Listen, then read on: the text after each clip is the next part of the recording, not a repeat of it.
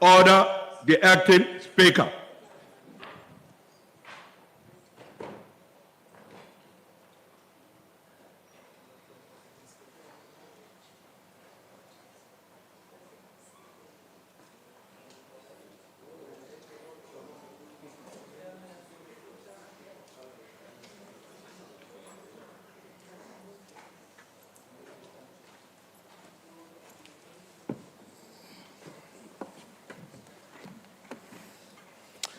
Honorable Premier, good afternoon, and honorable members of the executive, welcome to the House. May we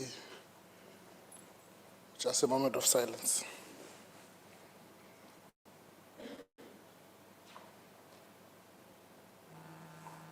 Thank you. We may be seated.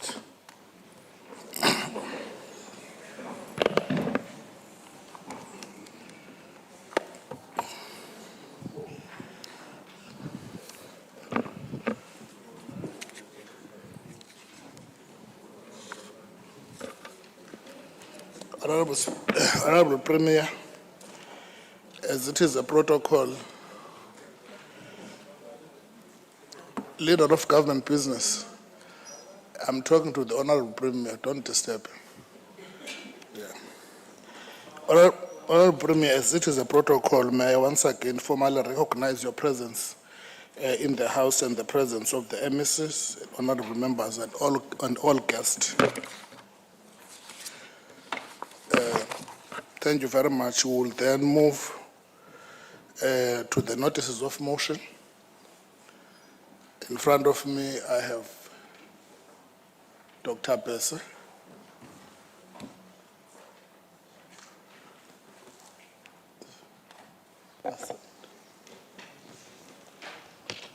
Honorable Acting Speaker, I move without notice in terms of Rule 130 that the House observe that the province is facing huge rural underdevelopment and neglect. Acknowledge that this deep-seated rural underdevelopment is as a result of a centuries-old colonial and apartheid government, systemic marginalization of rural areas. Note that, again, this underdevelopment is most prevalent in the enclaves of former Ciskei and Transkei, so-called homelands. Also note that the post-apartheid democratic government has, over the past 30 years, made huge commendable strides in reversing the tide of rural underdevelopment and neglect. Acknowledge that the province's rural infrastructure development projects currently underway throughout the province are drastically changes the face of the province for the better and are a vital incentive for business investments in rural areas. Further acknowledge that housing development projects in rural areas have not only helped to shelter families from the inclement weather conditions, but have also gone a long way in restoring families' dignity and sense of pride. However, Honorable Acting Speaker,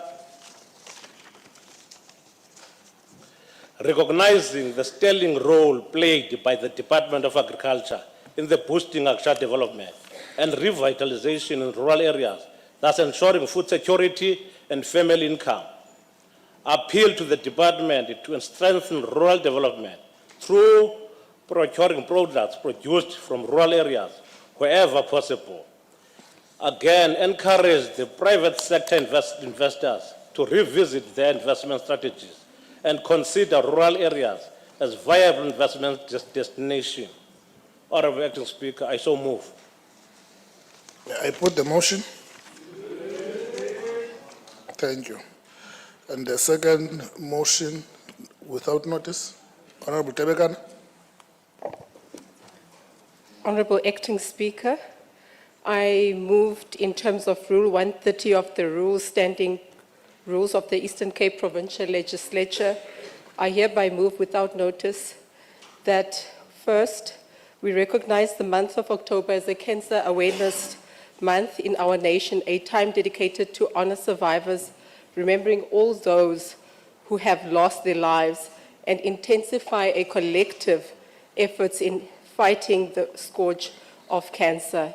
Secondly, cancer remains one of the leading causes of death in our country and around the world, affecting individuals, families, and communities across all spheres and backgrounds. Whilst October is globally observed as a Cancer Awareness Month, this motion calls for a broader, inclusive recognition of October as a month for awareness of all types of cancer, including breast, prostate, cervical, lung, blood, childhood, and other less commonly spoken of cancer. Honorable Acting Speaker, too often this conversation around cancer is limited. Awareness is seasonal and action is reactive rather than proactive. We are then therefore seeking for a shift, a swift mentality. And fourth, serving as a clarion call to deeply conscientize our communities and galvanize the government into a more aggressive, compassionate, and more substantial action. Acting Speaker, we are emphasizing the following. First, awareness saves lives, early detection, proper education, and timely screening and are critical. Many lives are lost simply due to the lack of knowledge and access. Secondly, access to care is a right, not a privilege. Every citizen, regardless of income, should have access to affordable health care, as well as quality screening, treatment, and support. Third, government must lead. We urge our government to invest more in cancer research, early detection programs, treatment centers, and rural outreaches. This includes increasing cancer care budget, training healthcare professionals, and launching of a nationwide awareness campaign. That the House therefore resolve to call on community engagements and all stakeholders, schools, religion institutions, media, NGOs, NPOs, and businesses to actively participate in the October campaigns and help to spread the life-saving information. I so move, Acting Speaker. Thank you very much. Honourable members, I put the motion. There no objection? Thank you very much. Honourable Mhlaba.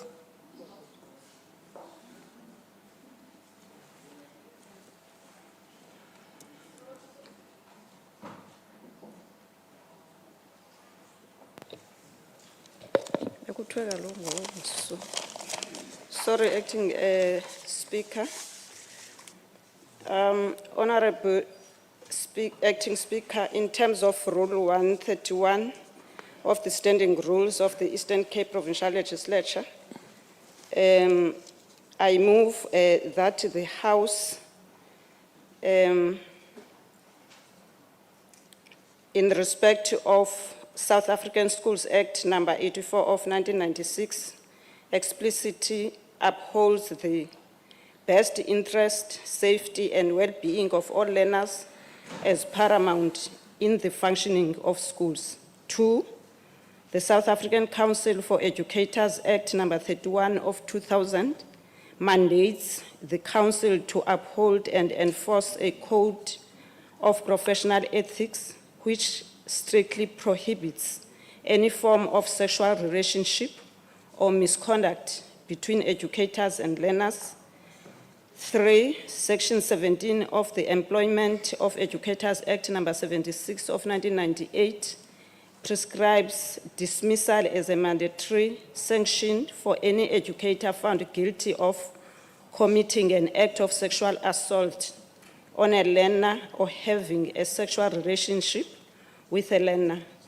Point number 4, there is a concerning re-emergence of incidents of educators allegedly engaging in sexual intercourse with learners in certain schools within the Eastern Cape, including disturbing reports implicating schools such as St. John's College in OR Tambo Inland District. Point number 5, this House notes with deep concern the persistent and deeply troubling allegations allegation of educators engaging in sexual misconduct with learners at J.S. Kenjana High School in Dutwa within the Amatole District municipality. These reports include claims of coerced abortions and the victimization of whistleblowers who attempt to expose these abuses. Point number 6, such conduct represents not only a gross violation of professional ethics and legal provisions, but also an abuse of power and trust that deeply traumatizes learners and undermines the integrity of the education system. Therefore, resolved that this House must condemn in the strongest item any act of sexual misconduct by educators against learners. Number 2, calls on the Eastern Cape Department of Education to urgently investigate and report on all allegations of educator-learner sexual misconduct in the province, with particular attention to the reported cases at St. John's College and surrounding areas in OR Tambo Inland District. 3, demands that all implicated educators be suspended immediately pending investigation and that cases be referred for criminal prosecution where appropriate. 4, urges the South African Council of Educators to enforce disciplinary processes against any educator found to be in violation of the Code of Professional Ethics. 5, calls for the strengthening of school-based safeguarding policies and mechanisms, including anonymous reporting systems, regular training for educators on professional conduct and awareness campaigns for learners. 6, the Department of Education in the Eastern Cape must call for an urgent independent investigation into these allegations with the aim of ensuring accountability, protecting learners' rights and safety, and supporting those who come forward with information. Measures must also be put in place to safeguard whistleblowers from retaliation and to ensure that justice is not only done, but seen to be done. 7, recommends that the Provincial Legislature's Portfolio Committee on Education conduct oversight visits to affected schools and report back with findings and recommendations. Lastly, affirms the legislature's commitment to create a safe, nurturing, and dignified learning environment for every child in the Eastern Cape. Thank you, Acting Speaker. Thanks, Honourable Maqubela. The motion is noted and it will be debated at a later stage in terms of Rule 131, Sub-Rule 1. Honourable Kotoi.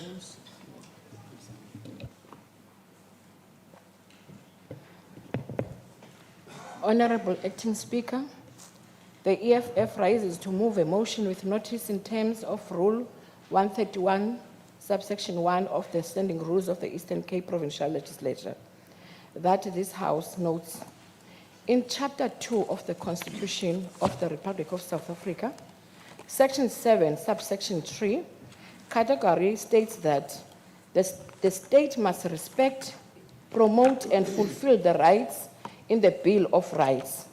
Section 27, subsection 1B, provides that everyone has the right to sufficient food and water. In 2022, the South African Human Rights Commission released a report which indicated that the Eastern Cape Province had a problem of food and child malnutrition. The report detailed steps that the various governmental departments should take to address the problem. The report recommended that the Premier of the province should declare a state of disaster due to the high prevalence of child nutrition in the province.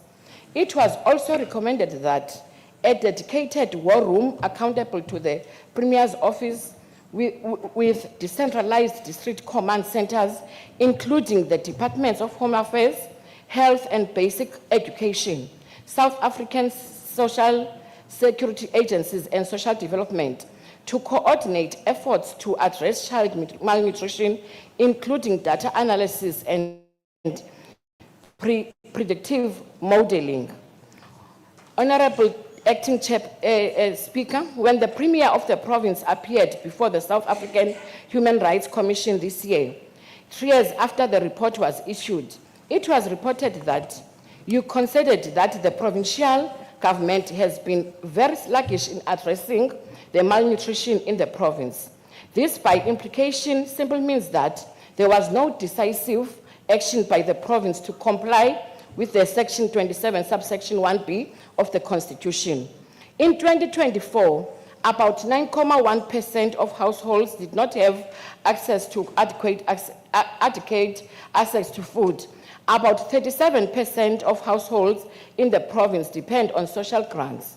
This year, it was reported that from the beginning of 2025 up to the month of July 2025, about 70 children had died and the deaths were linked to severe malnutrition. In the second quarter of 2025, unemployment rate stood at 39.5%. Taking into account that Section 237, the Constitution titled Diligent Performance of Obligations, provides that all and not some, but all constitutional obligations must be performed diligently and without any delay. And juxtaposing this provision against your concession that the province had been very sluggish in addressing the issue of the malnutrition, is not fair to argue that the province has violated section of the Constitution. Against this background, the EFF would like the Office of the Premier to take this House into confidence by outlining a comprehensive and well-coordinated interdepartmental plan that is aimed at addressing the challenge of malnutrition in the province, indicating that stage at which the province is at of now in terms of implementing the comprehensive plan, if there is one. Any plans that the province has to stimulate job creation in order to deal with the challenge of the rife unemployment in the province, which we strongly feel that is contributing largely to the challenge of malnutrition in the province. I so move. Thank you very much, Honorable Kotoi. The motion is noted and it will be debated at a later stage in terms of Rule 1, Sub Rule 1. Honorable Kassim. Thank you, Honourable Chair of Chairs. I hereby move in terms of Rule 130 of the Standing Rules of this House, that this House notes 16-year-old Micah Claassen, an up-and-coming young soccer player, was assaulted and fatally stabbed by a group of teenagers on Saturday, the 4th of October, 2025, after a five-a-side football tournament in Fairview,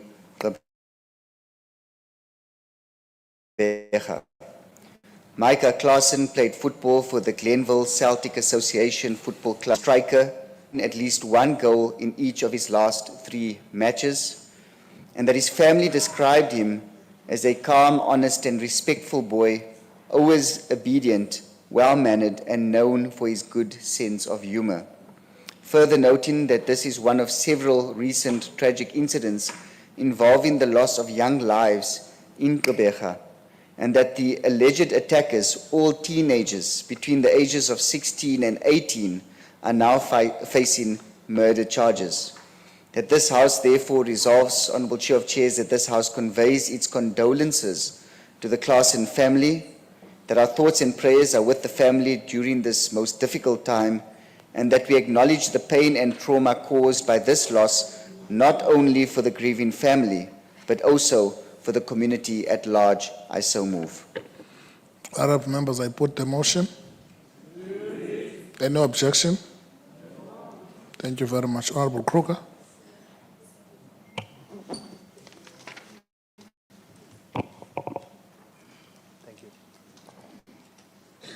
Thank you, Acting Chair. I hereby move a motion without notice in terms of Rule 130 of the Standing Rules of the Legislature, noting 1, that the Bisho and Zwelitsha stadiums, once vital community sporting facilities serving the residents of Buffalo City Municipality, have fallen into a severe state of disrepair and neglect. 2, the Zwelitsha Stadium has been subjected to ongoing vandalism and deterioration, with community members issuing urgent calls to save the facility from complete destruction, as documented from 2022 already. Reports indicate 3, that essential fixtures and fittings have been systematically stripped from these facilities, rendering them unsafe and unusable for sporting activities.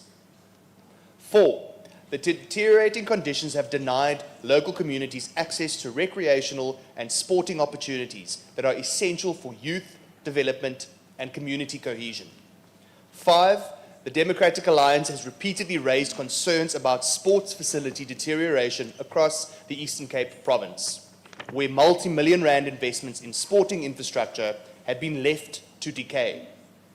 6, more than 1.3 billion rand in infrastructure funding has gone unspent by Eastern Cape municipalities over the past 3 financial years, while basic infrastructure, including sports facilities, continues to collapse. 7, the Department of SRAC has declined to monitor municipal infrastructure grant expenditure on sports facilities, claiming that it falls outside of their departmental scope. 8, similar patterns of neglect have been documented at other Eastern Cape sports facilities, including the 15 million rand Lessiton sports field in Kumani, which was found to be poorly constructed following public protector investigations. 9, sports facilities serve as powerful vehicles of youth development, community upliftment, and social cohesion, particularly in previously disadvantaged communities. And 10, the decline in the Bisho and Zwelitsha Stadium represents a betrayal of communities that depend on these facilities and constitutes wasteful expenditure of public resources. Therefore, this House resolves 1, the MEC for Sports, Rec, Arts and Culture to immediately conduct a comprehensive assessment of the current condition of both Bisho and Zwelitsha stadiums and to provide a detailed report to this House within 60 days. 2, that the MEC for SRAC, in collaboration with the MEC for COGTA, to develop and implement an urgent rehabilitation plan for both facilities, including detailed cost estimates and timelines for completion. 3, that BCM is to immediately implement enhanced security measures to prevent further vandalism and deterioration of these facilities. And 4, the MEC for SRAC to establish a dedicated monitoring system for all sports facilities in the province, including regular inspections and maintenance schedules. 5, Provincial Treasury is to ring-fence adequate funding for the rehabilitation and ongoing maintenance of these stadiums. And finally, 6, the MEC for COGTA to investigate the circumstances that led to the deterioration of these facilities and implement consequence management where negligence is identified. I so move. I put the motion.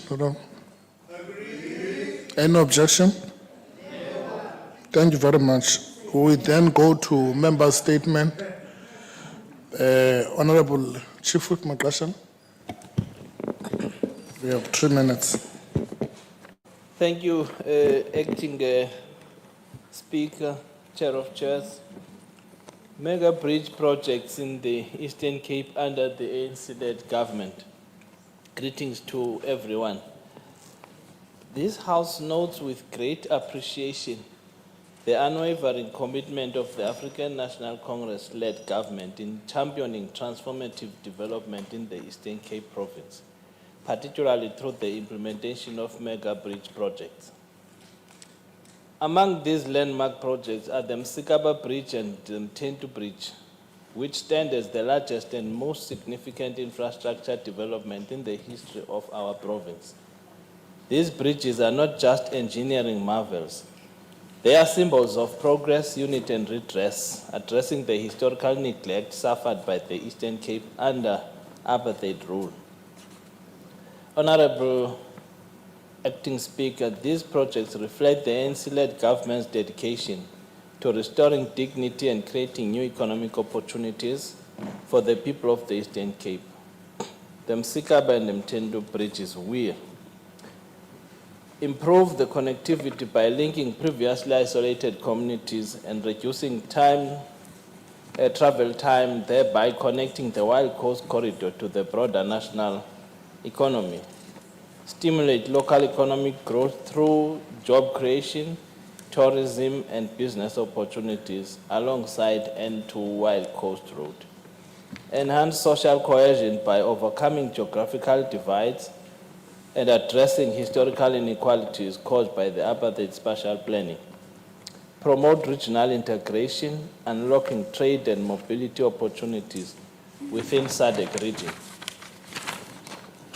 We commend the NC-led government for its visionary leadership in driving these transformative mega bridge projects. The Mhlaba and the Mtendo bridges will stand as enduring landmarks of progress, correcting the injustices of the past and paving the way for a brighter future. This House reaffirms its commitment to support infrastructure development as a key strategy to combat poverty, inequality, and unemployment in the Eastern Cape. Thank you so much.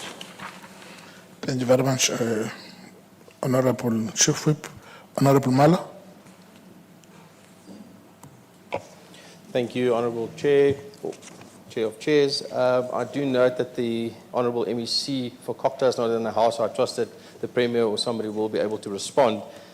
In saying that, Honourable Chair of Chairs and Honourable Members, it is a sobering day when democracy in the Eastern Cape, when we want to celebrate, but not celebrate the strength of our people, but rather the conflict and to confront the weaknesses of our government. In June 2025, the Mhlaba Speaker shut down the microphones of the opposition councillors, refused a vote and unlawfully passed a budget, the 2025-2026 budget in the House. This was not a mistake, Honourable Chair of Chairs. It was a deliberate assault on democracy. The Municipal Finance Management Act is clear. If a budget is not approved, it needs to reconvene within 7 days to do a revote. Instead, the Speaker silenced dissent and forced an illegal budget through without a quorum. The result is devastating for those two towns, Cradock and Middelburg. The residents now face tariff hikes far above inflation, property rates of up to 10%, sanitation 8%, refuse 8%, and electricity of over 13%. Despite Treasury cautioning that inflation stands at 4.6%. These increases are the product of political arrogance, Honourable Chair of Chairs, not careful planning. They force families to choose between paying municipal bills and buying food for their families. Despite letters from the councillors and members of this House, the MEC for Cocta failed to act. Complaints were lodged as far as back as June this year, 4 months later. But I stand here and nothing has been done. Written response from the MEC said that they are investigating and they still await the outcome. That is after 4 months. And my question is, hoe lang nog moet ons wag vir daai ondersoek om klaar te maak? The DA has therefore been left with no choice but to take legal action. Litigation is not ideal, Honourable Chair of Chairs. It is slow and it is costly. But when oversight fails, someone must defend the rule of law. Someone must ensure that government serve their people. And I'm proud to say that the Democratic Alliance will do so. This is the 4th consecutive year that the Speaker has ignored the MFMA and has refused to allow a lawful vote. 4 years of contempt of democratic process. Where was the provincial oversight? Where was the political will here? By contrast, the DA-run municipalities deliver clean, transparent and lawful governance. And I want the House to listen. Even President Ramaphosa admitted that the DA administrations are often better managed. Our commitment is to deliver. Honourable Mhlaba, your 3 minutes is up. Honourable Chair, thank you, but I can't see that. Thank you very much. Thank you. Honourable Premier.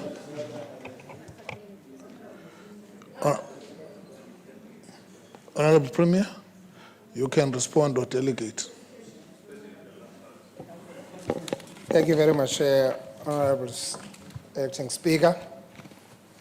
Well, on the compliment by the Honorable Chief Whip, I think that's a job that we are actually trying our level best as a province to do in actually turning the tide and also creating a province we all want. Msikaba and Mtendu are indeed catalytic projects that are there to completely change the socio-economic outlook of that part of the province, knowing very well that both Ora Tambo and districts are the poorest districts in the country. But with that investment that the government has done, as we have said it before, already we are seeing investors encroaching that space, particularly from the hospitality industry. So thanks very much, Honorable Chief Whip, for that. And indeed, as you can see, in almost every district, there is a major, not less than $1 billion investment project, particularly on roads, just across the country, probably across the province. That's the work that ANC-led government is doing in this province.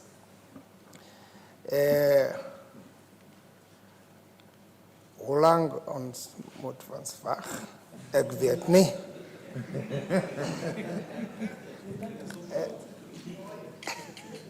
Ek weet nie.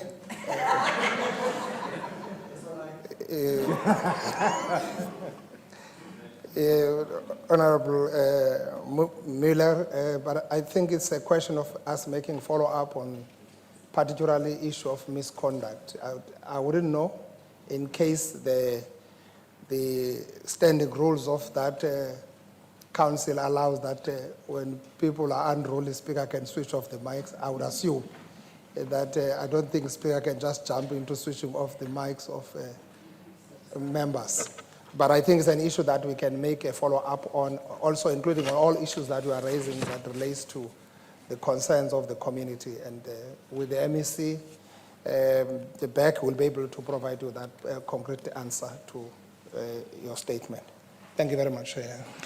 Yeah, thank you very much, Honorable Premier. Honorable members, we have now come to the question paper. There are 54 questions for oral reply as published in the IQP 36. We have transferred 31 questions for written reply to the oral question paper in line with the Rule 183 sub-Rule 5. The legislature, Honorable Premier, I would like your attention, is gravely concerned by the persistent non-adherence to the standing rules by the Department of Cooperative Governance and Traditional Affairs that do not respond to questions for written reply. Parliamentary questions are an oversight tool used by the legislature to maintain oversight over the provincial executive organs of state, and failure to respond to parliamentary questions compromises the constitutional mandate of the legislature. Honorable Premier, we therefore implore you and the leader of government business that you assist the legislature to ensure that members of the executive take their constitutional responsibility of being accountable to the legislature seriously.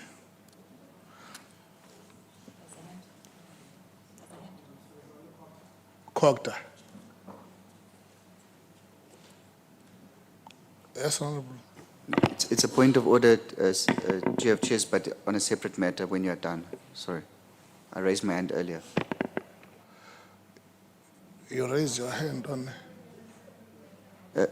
Before you raised your point, Honourable Chair of Chairs, I had my hand up on a point of order to raise when you have completed your point.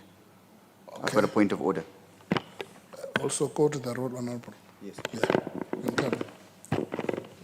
Honourable Chair of Chairs, I rise in terms of Rule 183.3 and 183.4 that of the responses of oral reply to Honourable Mokhatosi from the MEC of Transport, the attachments are encrypted with passwords, therefore are not accessible to be viewed by either, as per the rules, the Secretary or the member, as the case may be. So I just needed to point that out to you before we start the question session. Is it not printed?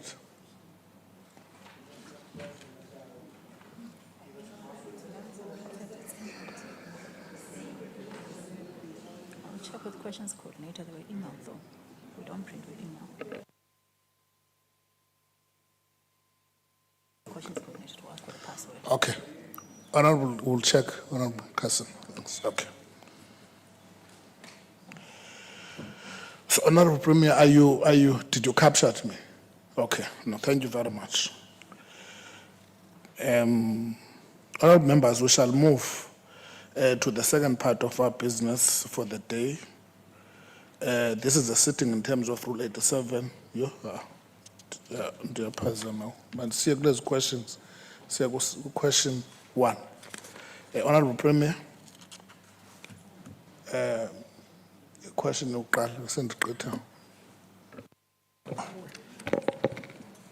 Thank you very much, Honorable Speaker. Next time. Chair, if you allow me, let me also take the opportunity to greet the honorable members.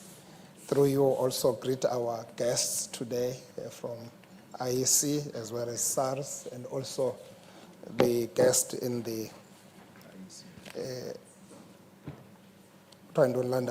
gallery.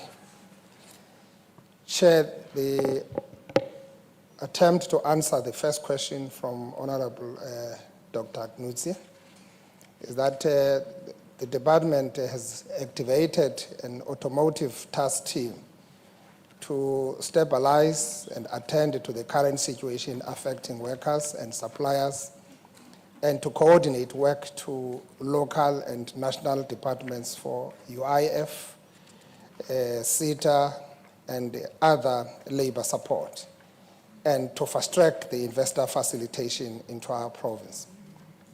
The department follows a multi-faceted intervention framework, which includes engagement with affected companies and business chambers, such as Nelson Mandela Business Chamber, to coordinate support for displaced workers through the AIDC Eastern Cape and the Eastern Cape Development Cooperation, also supporting and reskilling and retraining programs aligned to growth sectors such as renewable energy, the digital services, and automotive component manufacturing. Through the SZs, fast-tracked and pursuing of the new investments into our province.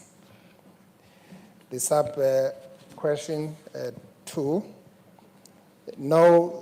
the department engages through the business chamber, which these companies have direct link. But to expand that point, but also we do have a provincial investment council where we are able to engage directly with the captains of industry. We've seen the gaps where not all sectors are currently represented, particularly the retail, and I've made a call to make sure that also the retail is represented. It's how the retail is a little bit fractured if you look at it out there in the market, but we are trying to make sure that everybody is under one roof so that we can monitor and work together collaboratively in understanding problems and detecting problems at their embryonic stages. Under sub-question 3, the challenges faced by the manufacturing sector in the province and the country are not recent developments, but have been compounded by the geopolitical situation and the initiation of tariffs by the US government. The province has designed support programs to protect and revitalize the manufacturing sector in the province through the establishment of the Manufacturing Support Center, which seeks to, one, provide a systemic approach for interventions linked to enterprise in distress, obtain industry specialist services to enhance intervention to distressed manufacturing companies, mitigation of risks associated with distressed manufacturing enterprises such as finance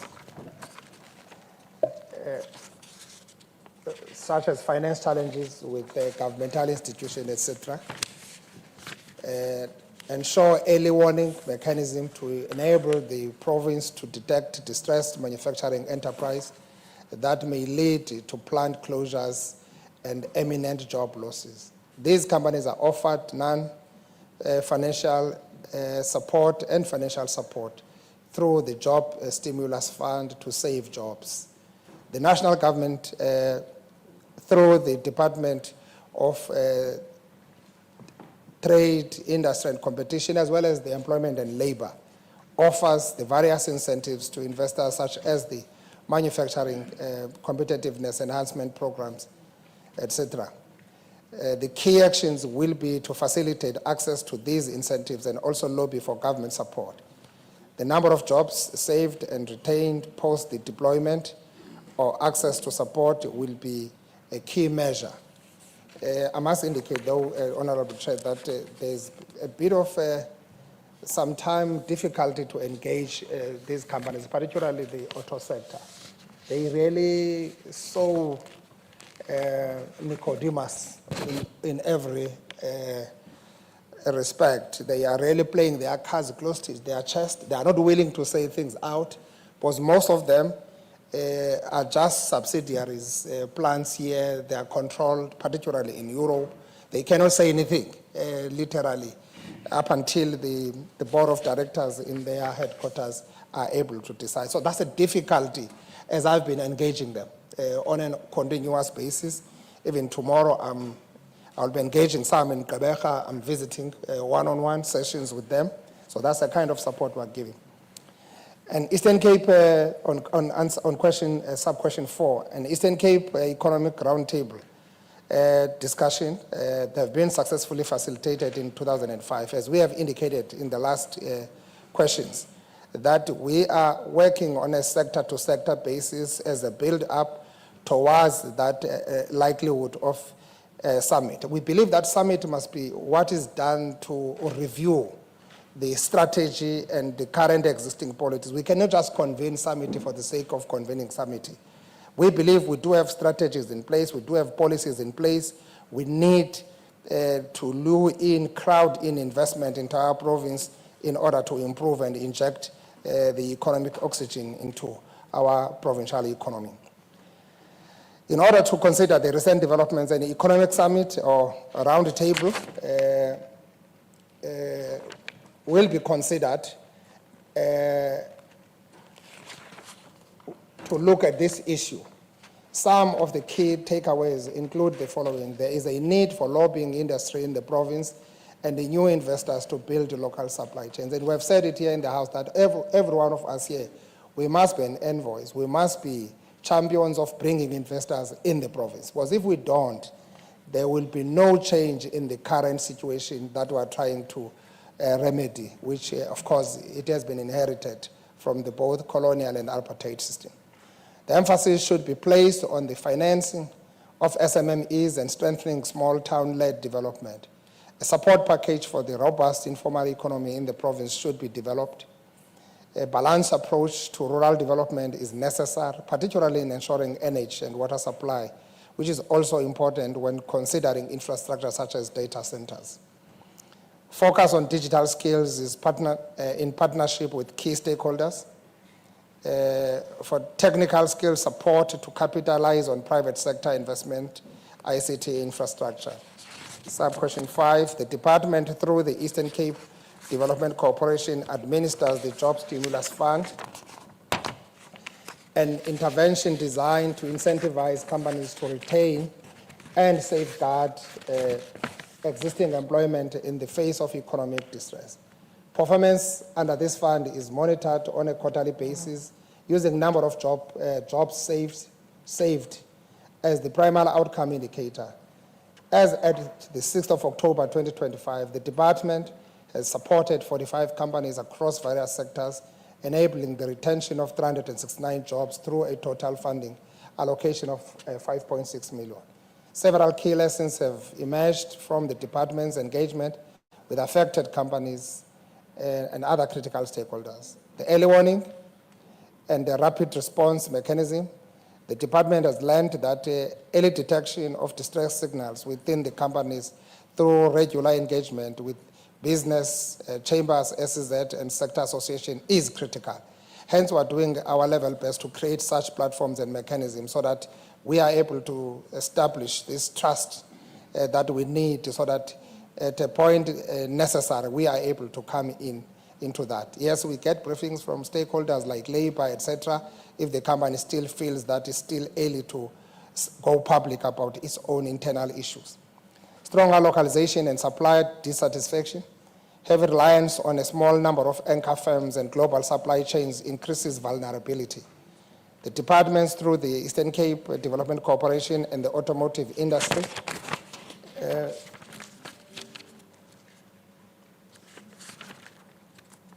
Development Center is intensifying support for local supply development, particularly among SMMEs, to enhance local content, diversify production, and create sustainable employment buffers. The integrated industry, government, labor collaboration, effective social dialogue has proven essential.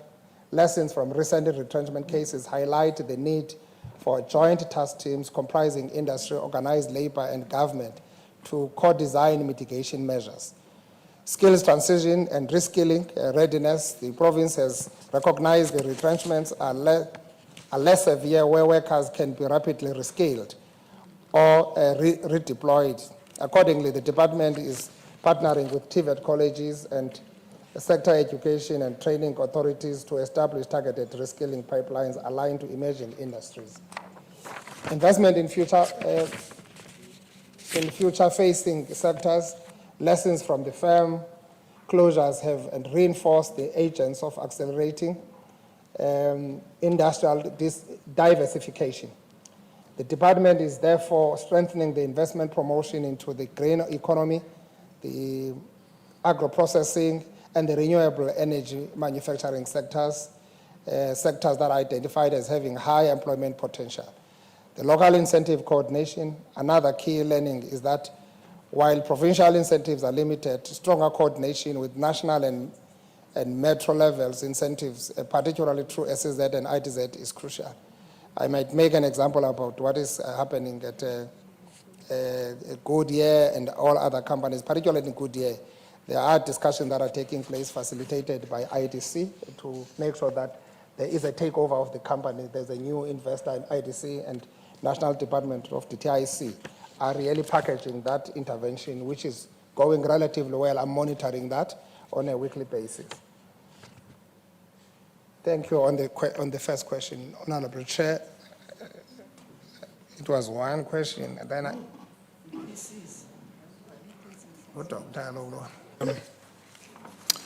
Thanks, Honorable Premier, Dr.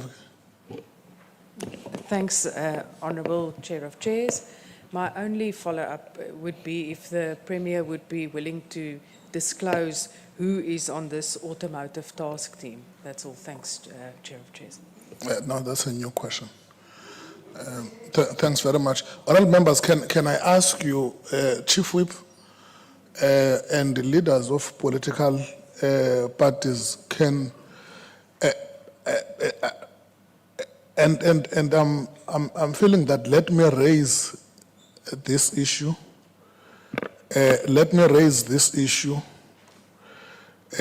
While Premier, you have responded on very important matters that are affecting our province and our people. I don't know how, Chief Whip, you are going to do it with leaders of political parties. If you look at the sub-questions, you might actually end up with 10 questions only being responded. And I'm feeling that let me raise it on the important question not on the trivial matter, because what has been asked by Dr. Knutse is a very important question. You see by the extent and the response from the Premier. It's in Afrikaans, they say it's padkos for leaders of political parties to just, it's not a matter that we can discuss, just go back and see how best can we just ensure that everybody in the House will take as much question as possible. Normally, I would say this at the end of the question times, but because this is an important question that we have raised, which affects us all, I felt let me raise it here. Honorable Kassim. Honorable Chair of Chairs, I just want to get the rule right.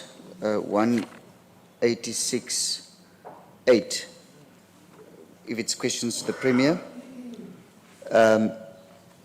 you've ruled or you've given direction to Honorable Knutse to say that a question about who is in the automotive task team is a new question, but in the response of the Premier that was served on us in writing, the very second line, he says the department has activated an automotive task team. Yes. A supplementary question is designed in order to get more information on the response of the Premier, which is what the Honorable Knutse did, was to ask a follow-up based on the response given by the Premier, and therefore we contend, Honorable Chair of Chairs, that it is actually a valid supplementary. Okay. Honorable Premier, two. This is padkos.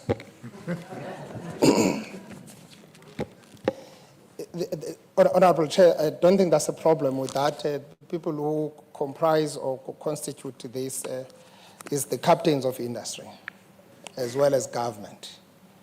In this case, the ANC government in the Eastern Cape, together with the relevant municipalities, in this case, your Buffalo City, as well as your Nelson Mandela, where the auto sector is dominantly residing. So you might need specific names, we can furnish you with those, but the principle is that it's the captains of industry, the companies themselves. It's no longer just an issue of chamber of businesses. The companies, as I've said earlier in the answer, those companies don't feel easy and comfortable to go public on the internal sensitive dynamic issues of each company. That's why you go one-on-one with them and discuss with them. Thank you very much, Honorable Premier. On the second question, Honorable Premier. Thank you very much, Honorable Chair. The department provides the following emergence. Okay. According to States SA, about 15% of the provincial population live below poverty line. About 29% of that are people who are residing in Alfred Nzo, as I've indicated earlier on, that's the most, the poorest district in the whole country.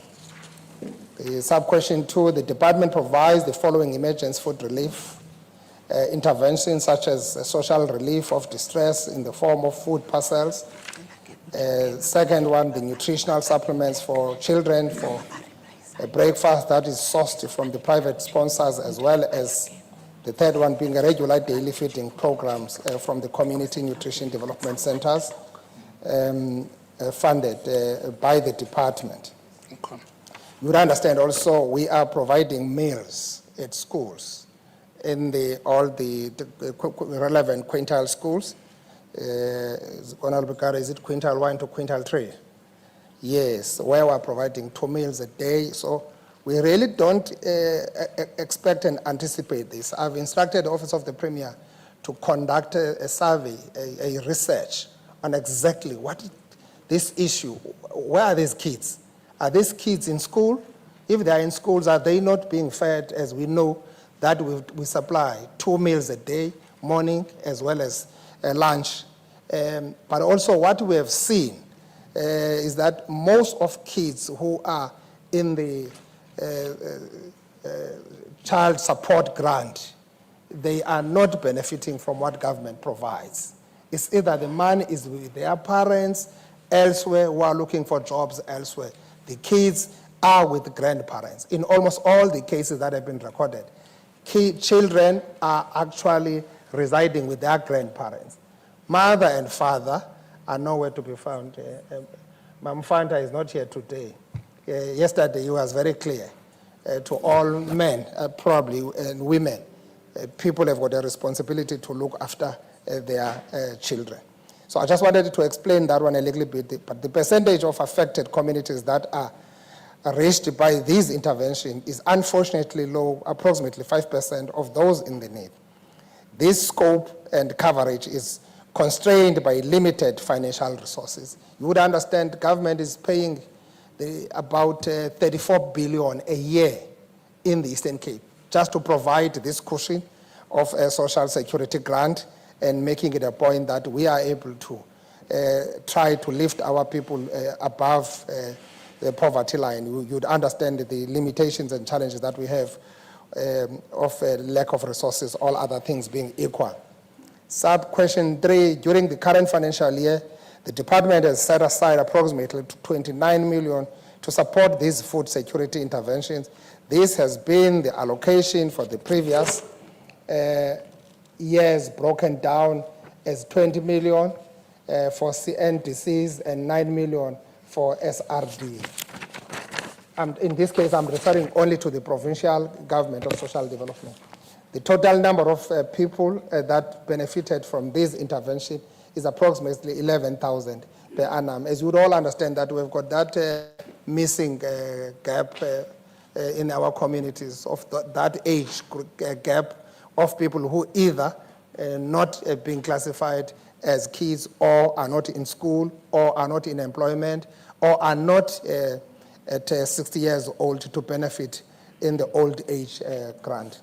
Sub-question 4, during the past 3 years, department has established and funded 261 cooperatives and food gardens across the province. Other details relating to their geographic spread will be provided in due course. These initiatives benefit approximately 2,700 project participants per annum. These beneficiaries are additional to those that receive food parcels and need for CNDCs. These interventions have supported beneficiaries and prevented their households from experiencing extreme levels of food insecurity. However, due to the limited coverage, which is caused by the financial constraints, they are not enough to prevent the spread of food insecurity to the poorest wards across the province. I know an honorable member earlier on raised a point, a motion here for this to be further discussed further, and we have already assembled now the interministerial and also clustering department that must find a comprehensive approach in attending to this. Question 5, the province will ensure that children below 5 years diagnosed with multi-acute malnutrition will access food security and other interventions to prevent them from progressing into severe acute cases. 50% of children diagnosed with severe acute malnutrition will be tracked and referred to schools, referred to food security intervention to prevent recurrence. Here we've got a bigger problem than what we see in this case. Health attends with these cases at the tail end. Most of these kids that are now being recorded as statistics arrive in the healthcare centers when there's nothing that can be done. So the issue is at the source. How do we support women when they are still carrying their babies during the pregnant stages and all that, right across, so that we are able to provide that comprehensive support. In difficult in rural areas, the clinic is located 20 kilometers radius, a kind of an arrangement. So in some rural areas, you have to have about 60 rands for you to go to a clinic to and from. So this is the biggest challenge that we have, that it needs a comprehensive approach, not only what appears to be a weakness of Department of Health or a challenge of social development. But we are attending to this. We are trying to get into the bottom of this and find exactly what really causative factors into this if our kids are beneficiaries of the child support grants, as well as all the other intervention that government is doing, including those who are in school. But that age gap of 5 or less, that's where we seem to be experiencing a problem. And exactly this is where we are trying to zoom into to address the problem. Honorable Ignusia. Thank you. Dr. Tose? Covered, thank you very much. Honorable Mokhatos standing in for Honorable Evers. Over to Premier. Question. There's a difference between Honorable Evers and Makhatotsi. Makhatotsi was speaking here too much yesterday alone.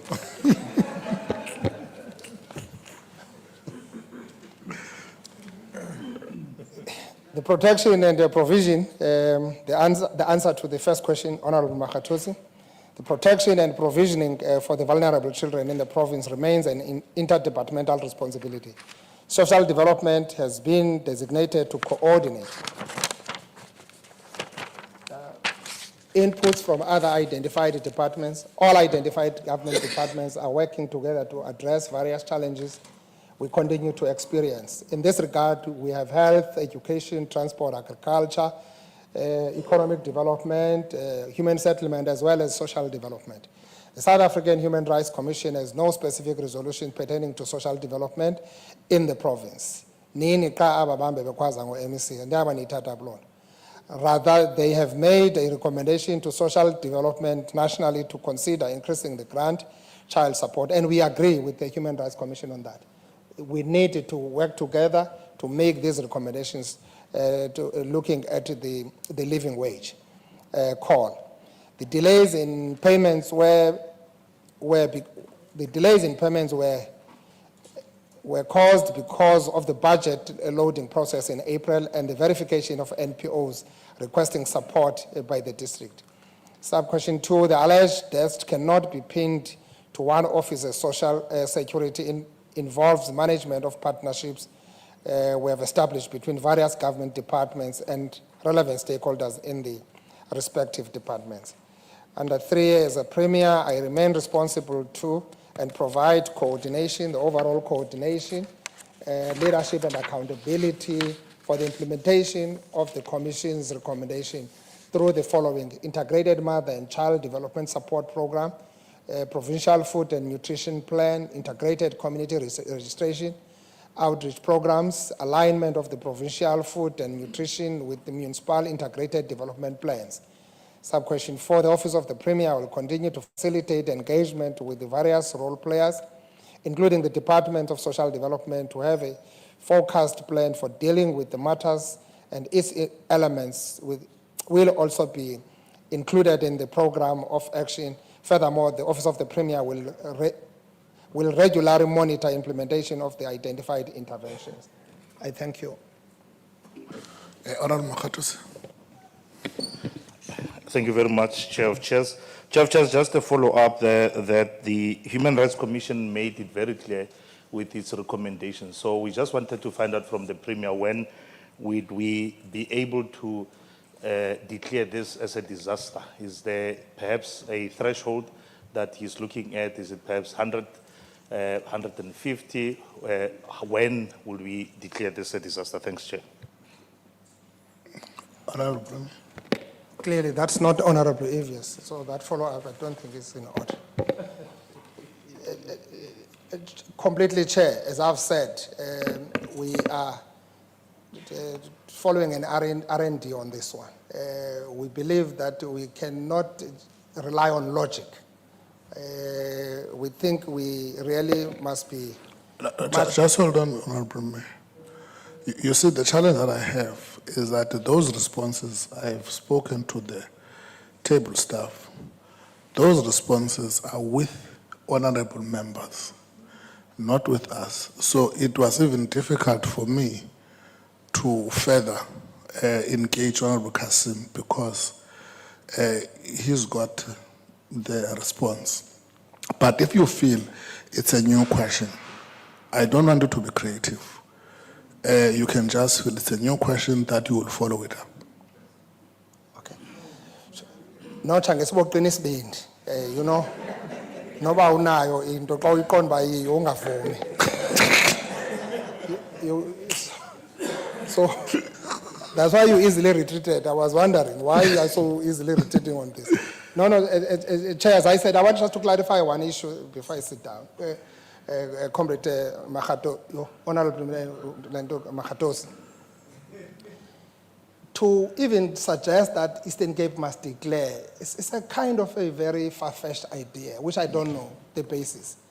If you look at statistics in the last 2 years or so until now, Eastern Cape is the third province, following KZN and Limpopo. So this impression that Eastern Cape is a worse province in terms of this is really a fallacy. I don't know where it comes from. So we're now saying we need an empirical evidence for us to take an appropriate action as government. We cannot just take decisions standing up on the basis of political whims. Thank you very much. Thank you very much. Honorable Keleko.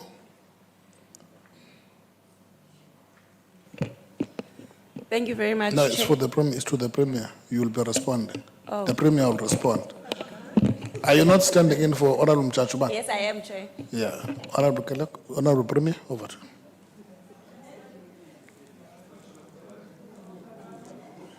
Fourth question. Oh, Bentembo Keleko ufuna ukubuza. The answer, Honorable Chair, is that the Provincial and the Municipal Disaster Management Center have developed disaster management policy frameworks aligned to the National Disaster Management Policy Framework. All organs of state are encouraged to implement the policy imperatives.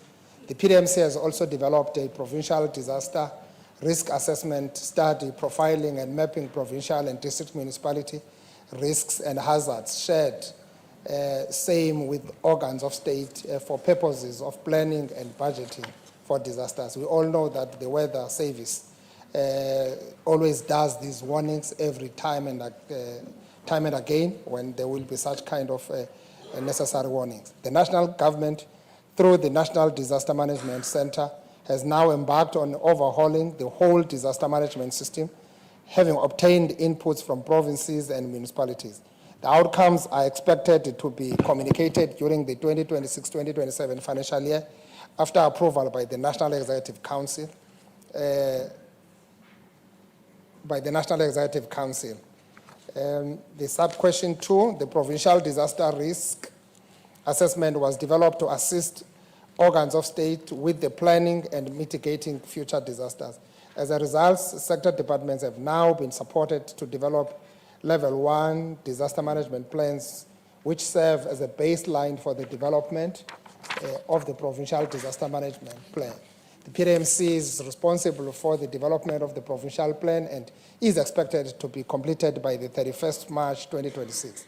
COGTA entered into an MOU with the SANSA and further developed an SLA to continue with the risk assessment exercise owing to rapid climate change imperatives. Municipalities are further encouraged to review their existing disaster management plans to align with the provincial plan.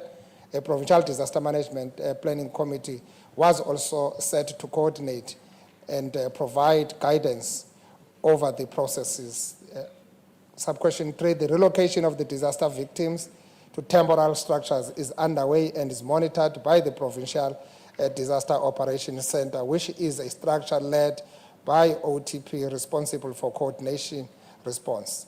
Now, for the first time that we are able to manage such a kind of a magnitude work within a space of 3 months and relocate people, managing the public resource in a manner that is so efficient elsewhere. People are still stuck in BNBs and hotels in other provinces. So I think this kind of agility we have demonstrated shows that our system is maturing on how we are now responding to disaster as a disaster-prone province. SASTA and Department of Social Development, together with the NGOs, have been supporting the disaster victims in terms of provision of relief, further relief packages serving as a startup packs to families relocated are provided to occupancy.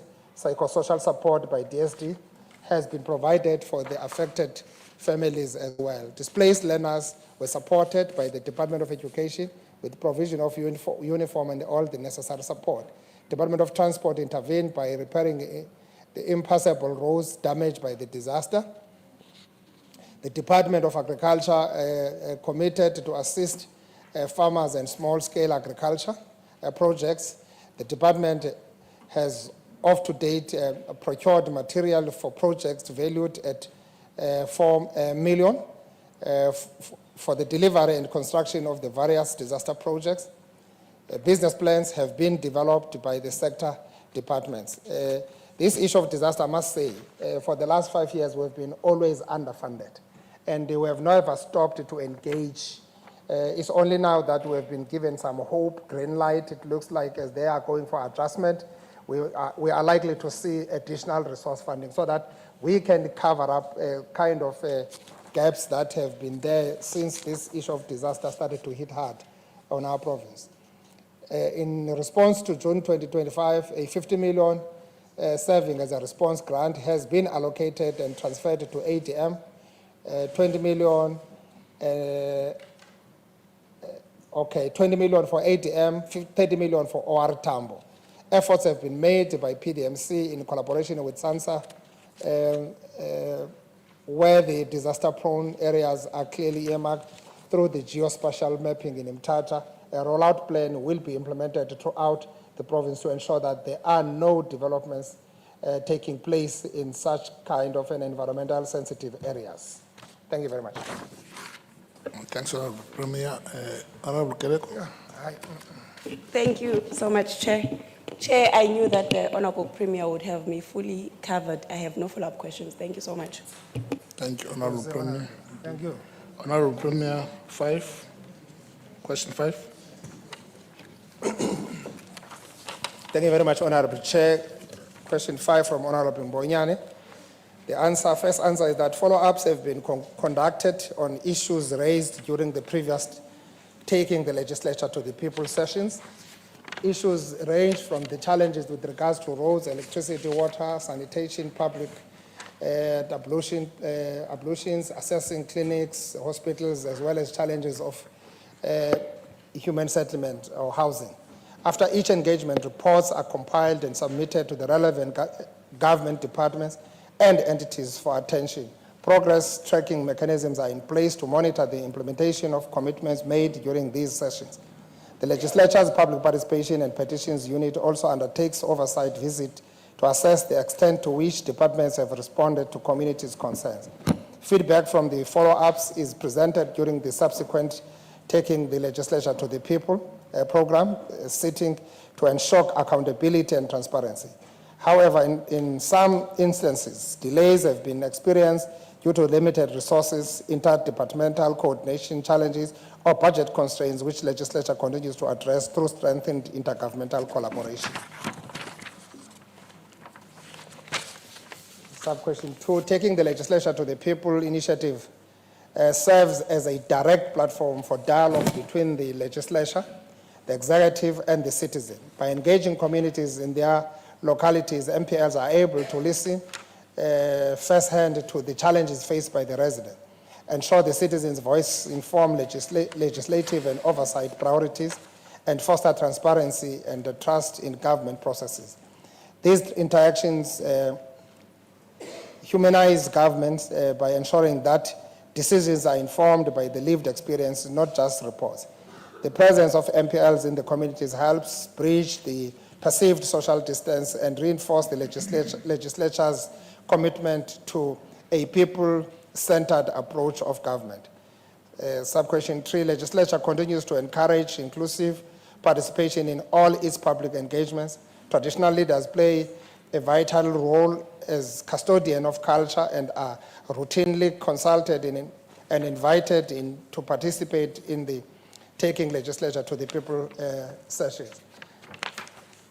A faith-based organization, minority groups are also represented through the targeted initiatives or invitations.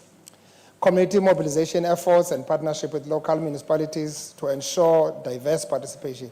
Efforts are ongoing to strengthen this inclusivity by improving communication channels, offering translation services, and creating safe spaces for minority voices to express their concern without fear of marginalization. The Eastern Cape government recognizes and respects the variety of stakeholders across, including traditional leaders, faith-based organizations, and ordinary citizens from the minority groups in the province. Thank you very much, Honorable Chair. Mponyana, thank you very much. Thank you very much, Honorable Premier. MS Agriculture, question 6. Thank you so much, Acting Speaker, Chair of Chairs. Good afternoon to you. Good afternoon to the Premier and the honorable members. Question number 1A. All animals branding applications are processed by the National Department of Agriculture. Thus, the Provincial Department does not have statistics of the backlog. B. All department offices in Buffalo City Metro are operational. There is no office that has ceased to operate. On number 2A, the Provincial Department, according to the Animal Identification Act, is not mandated to process applications as there is a national mandate. B, this is a national mandate, and as the department, we have engaged National Department to clear up the backlog. Thank you for number 6. Thank you. Thank you. Honorable Mhlaba. Thank you, Chair of Chairs. Just the last feedback or answer, just clarity as confirmation. We'll follow ups on the engagements between our department and the national department as it's stated in the feedback. Will that be done in order for us to get feedback at our portfolio committee? Thank you. Honorable Minister. Yes, Chair, we do engage that department. Okay. Until they respond to us, we can't Thanks. have any response. Thank you. Thank you very much. Question 7 of Honorable Keller. Thank you, Chair. On 7, the department, through economic sectors, investment, employment, and infrastructure development cluster, is engaging the sector department on the priority agricultural roads. My apologies, Mandiko. Another thing, Honorable Minister, those members who have the disability like me and Honorable Koboshiane, we sometimes put these heads. So your headset, Oh, you hear clear. Yeah, thank you very much. Okay. Number 7. The department, through economic sectors investment, employment and infrastructure development cluster, is engaging the sector departments on the priority agricultural roads. The municipalities are also engaged during the IJR forum, since it is not entirely our mandate. Thank you, Chair. Honorable Keller. Kopado, Mr. You? Honorable Acting Speaker and the House at large, the response is adequate, Chair. Thanks. Thanks very much. Honorable MSC, question 8. Thank you, Chair. On number 8, 1, outstanding balances emanating from loans in the current financial year 25-26 amount to 2.4 million. This is for a period from 1st of April to August 2025. 2, ECRD recovered a total amount of 4.7 million from the 1st of April to 30th of September. And 3, the entity has taken a more proactive role approach to enforcing loan agreements and ensuring that borrowers comply with the terms and conditions of the loans by maintaining the regular communication, sending SMSs, and address issues that may arise. Also, the entity has instituted accountability measures for officials who are responsible for the performance of loan book, and that the entity's revised strategies are designed to be more effective in achieving the desired outcome, including the growth and sustainability of the funded projects. The partnership with commodity groups and aggregators will provide valuable expertise and support, while strengthened due diligence and monitoring will help to reduce the default rates. Thank you, Chair. Thanks very much. Honorable Benjamin. Thank you very much. Greetings, Honorable Acting Speaker, It suffices the answer. Thank you. Thanks very much. Question 9, Honorable Emerson. Thank you, Chair. Chair, number one of this question, support is given to youth during the 24-25, 25-26 financial year. For example, machinery, 12 youth projects with tractors, on infrastructure, 128 beneficiaries, livestock, 16 genetic improvement, poultry, 98, grain cropping, 839, and vegetable cropping, 100. Thank you, Chair. Honorable Nana. Thank you, Honorable. Yes, I'm covered. Question 10, Honorable Emerson. Thank you so much, Chair. On this one, as it is from the Department of Land Reform and Rural Development, they responded as we consulted them as follows. A, 407 land claims lodged before the cut-off date of 31st December 1998 remain unresolved in the province. B, the claims lodged between 2014 and 2016 remain subject to the Limosa judgment. Question number 2. These matters would have been reported to the Department of Land Reform and Rural Development and not the Department of Agriculture. Hence, we are not going to have the details of it. And lastly, the Department of Agriculture is continuously engaging with the National Department of Land Reform and Rural Development to address these issues. Number 3. A, as stated above, the Department of Agriculture will continue to engage with the National Department of Land Reform and Rural Development to expedite the finalization of these claims. And B, as B, A, the National Department and Land Reform will be engaged. And number 4, this is not the mandate of the Department of Agriculture in the province, but the mandate of the National Department. And lastly, only the Department of Land Reform and Rural Development that could determine compensation related to land claims. We are just engaging them. Thank you, Chair. Thanks very much. Honorable Raymond. Thank you, Honorable Acting Speaker. No, I'm comfortable. Thank you. Thanks very much.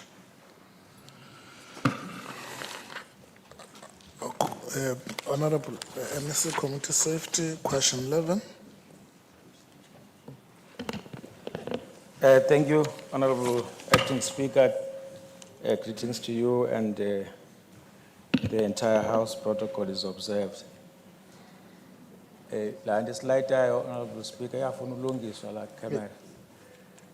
Ngoba sibamhlophe, ogade bamhlophe, omamankadla bamhlophe, ikonde rock. Yellow body kugade unjani lo nto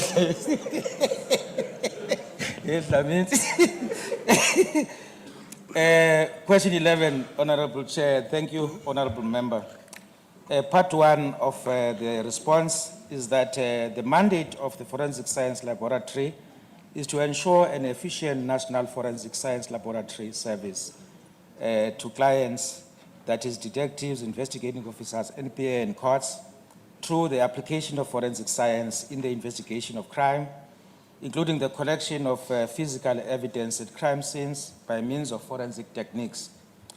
So the average turnaround time for forensic analysis reports to be produced in the province in relation to exhibits is 90 calendar days. The turnaround time is applicable to all related types of analysis. Please note that the National Health Laboratory Services under the Department of Health is responsible for toxicology analysis and component and criminal record center under the division. Detectives and forensic services is responsible for fingerprint analysis. Should I proceed to part 2? Yes.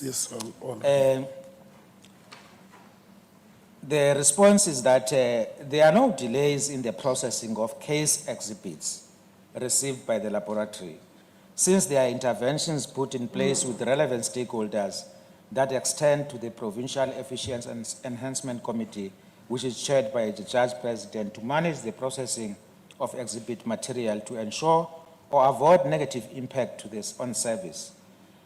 So the established work relations ensures prioritization of cases and non-withdrawal of cases due to lack of reports. And the third part of the response is that there are no delays in the processing of case exhibits received by the laboratory since there are interventions put in place in relevant stakeholder engagement, and which is chaired by the Judge President. And the established work relations ensure prioritization, as I've said, of cases to ensure that there is non-withdrawal since the established protocol NPA and SAPS projects, which is a total of 57,778 GBVF-related DNA reports cases were prioritized for analysis and finalized as directed by the court and the NPA nationally. And part 4 is that the laboratory revised its turnaround times in 2022-2023 financial year in line with the quality management system. And the Eastern Cape Laboratory also established the DNA processing to improve the turnaround times and has been up and running for the past 2 years. That's all. Honorable Cousin. Honorable Chair of Chairs, through you, thank you to the Honorable MEC for his response. My follow-up is based on his response where the Honorable MEC says there are no delays in the processing of exhibits. And through you, Honorable Chair of Chairs, in our oversight visits to police stations, station commanders have complained that some of what they have sent for analysis, the reports are taking sometimes more than 6 months, sometimes more than 9 months, sometimes more than a year. How do we then define what constitutes there being no delays? How long should it take or not take for it to be defined as it being delayed? And what is the process that should be followed to then alert the leadership responsible where we pick up these delays and we have been told that there aren't any delays? Thank you. Yeah, the prescribed period is the 90 days period turnaround time. I would urge that if there are any specific cases where they are delayed, they can be brought to my attention as part of my oversight role, and I will seek a report in relation to those issues. Thanks very much. Question 12. Thank you, Honorable Acting Speaker. Question 12. The responses are provided with details which I won't be reading except to note on part 2, on response 2, on the issue of vehicles and firearms and bulletproof vests. Those details are provided on laptops. Those details are provided. And to also say that no, it has not increased because there was no recruitment in terms of the number. It has not increased because there's no recruitment phase and promotion phase in September 2025. That's the response for question 12, Honorable Chair. Honorable Kasim, firstly, can you confirm the receipt of the response, and then if we have follow-up? My follow-up is a follow-up to this response in subsection 3, Honorable Chair of Chairs, where the MEC says that there's been no increase in capacity at crime intelligence.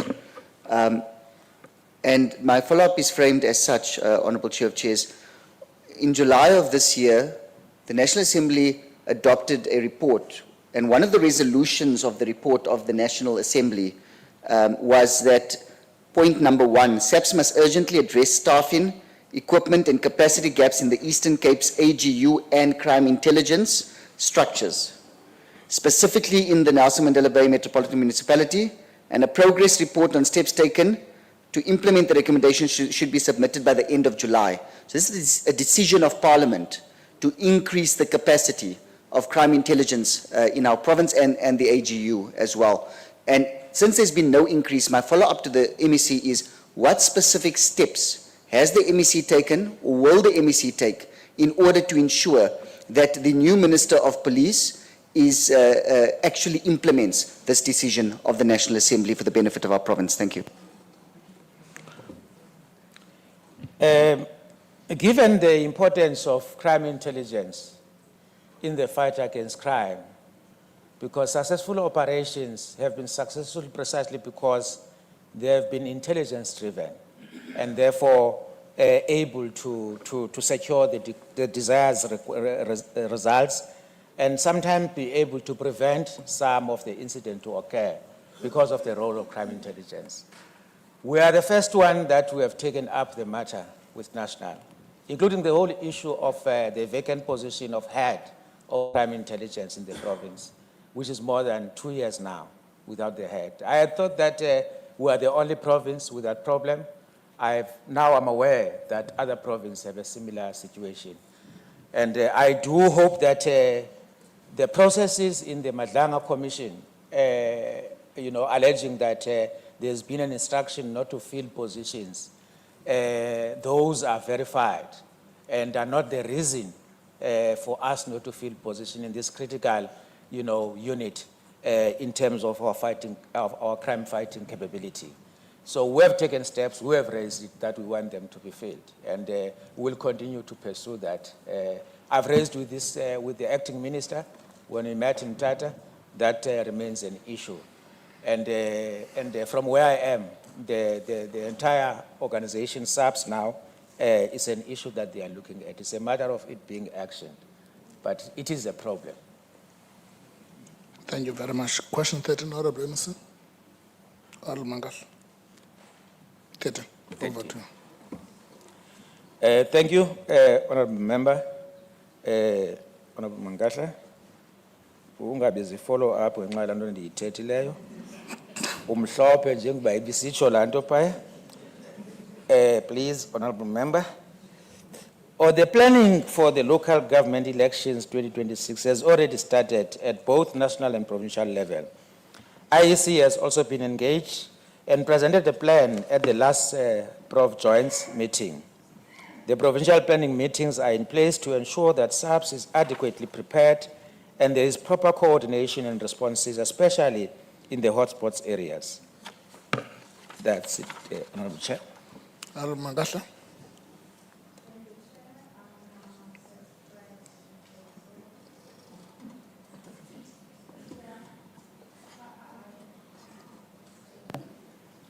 I'm satisfied with the response, although a follow-up is that the cameras are all right. They even promoters, which are darker in complexion. Thank you so much. Thank you very much, Honorable Mangasha. Thanks, Honorable MSc. Honorable Matiwan is not here, and I'm told that there is no delegation for the response. Honorable Mlokoti is in transgression of Rule 24, and we cannot expect a delegation. Can you go to 16? Oh, and then 16, Honorable Secretary, Sitting Secretary. 69 go on. Okay. I just want to check whether there is delegation on the Odental. Which one? Odendaal, no. No delegation. We have a letter for Odendaal. Who is it? Really? Oh. Please send it.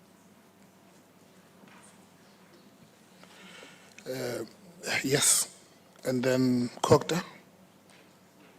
Cannot respond.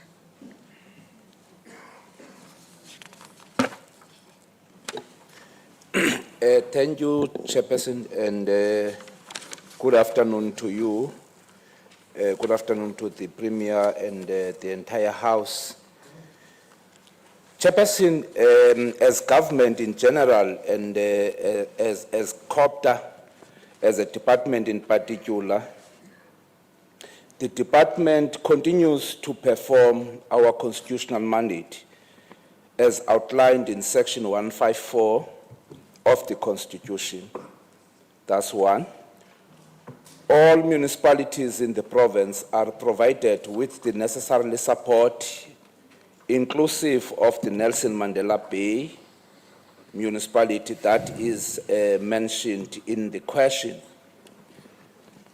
3, the code of the 15th September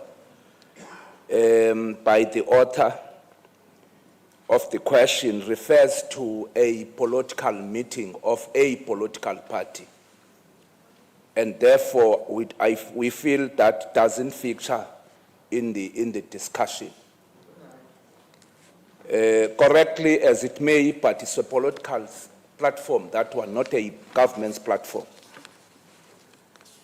2, government also again, Honorable Chairperson, has made utterances to the question as outlined in question 1, because 2 and 1 are related in terms of the structures and systems of governance in local government. Hence, I was quoting the section 154, which gives rise to how municipalities should provide the services that they are talking about in relation to your potholes, your basic services, and the delivery failures that are there. Thank you, Chair. Honorable Man. Thank you, Honourable Chair of Chairs. It seems like the words of our President is starting to haunt some of our parties, especially in this House. My question is just that, and it comes back to that 48 hours that was mentioned, if the party or if the municipality is not responding to it. Do we have measurements and mechanisms in place to actually address that if a municipality is failing to adhere to that? Thank you. Okay. Is it a new question now? Yes, Chair, is an attempt to try to provoke the debate that I'm referring to as a political discussion outside of government. It's a new question. Okay. Thank you very much. Thank you very much. You can switch it off. You can switch it off. Honourable members, we have come to the end of the question time. But let me just, honourable members, Chief Whip is not here, just share this observation. I think I've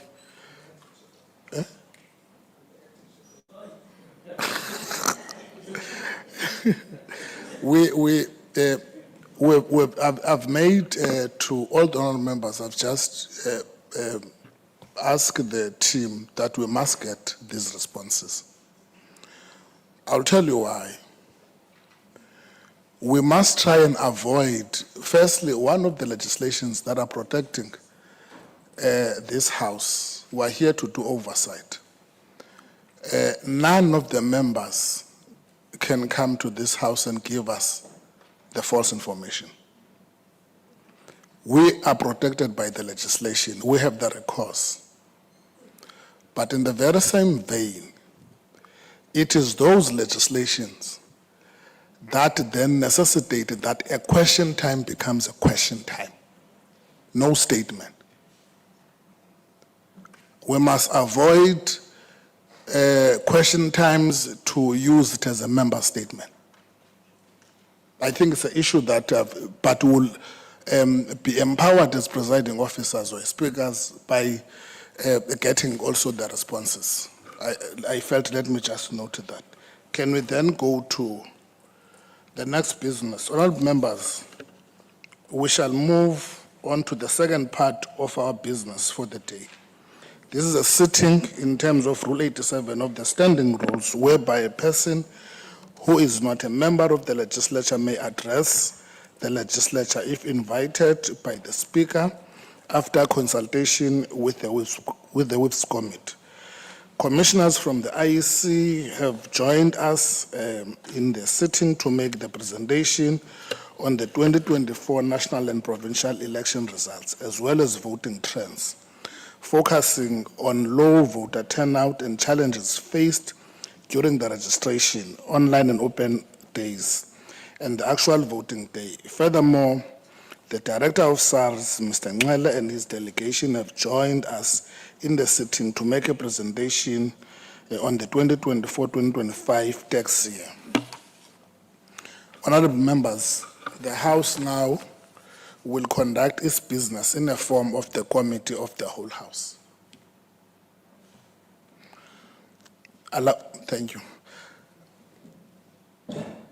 Allow me, therefore, at this stage, to acknowledge and invite the representatives from the IEC, Mr. Musoto, Muyep, formally address the House and introduce his delegation. Over to you.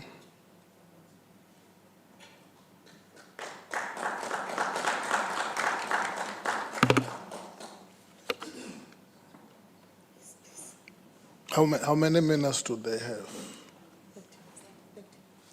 It's not here.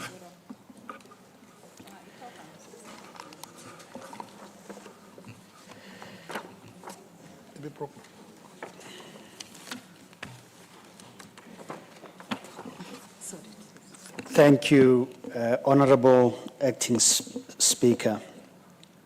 Honorable Premier, Honorable MECs, Honorable members of this House, guests, countrymen, good afternoon.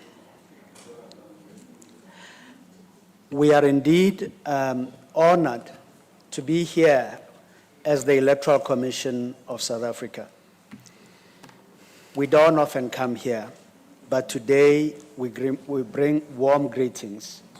And with me, I have the Vice Chairperson of the Electoral Commission of South Africa, Ms. Janet Love. I also have the Deputy Chief Electoral Officer for Electoral Operations, Mr. Masego Shiburi. I have Ms. Kayagazi Makudumana, one of you, but proudly ours. I have also with me Siabonga Maki, a manager in the province, and Mr. Masindi Mosehana, our deputy manager, electoral matters. At the end of June this year, we tabled our national and provincial elections report 2024. That report was tabled in Parliament and attests to the fact that the elections we held in 2024 were indeed one of those that were tough,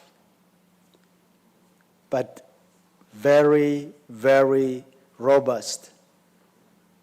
And we have seen that those elections were indeed free, fair, and credible. We are not saying this lightly. We are fully aware of the challenges we faced. We know that we are held to a higher standard, but we remain accountable. Indeed, the world came and witnessed those elections. There were many observers coming from outside of the Republic who were part of this, but they were followed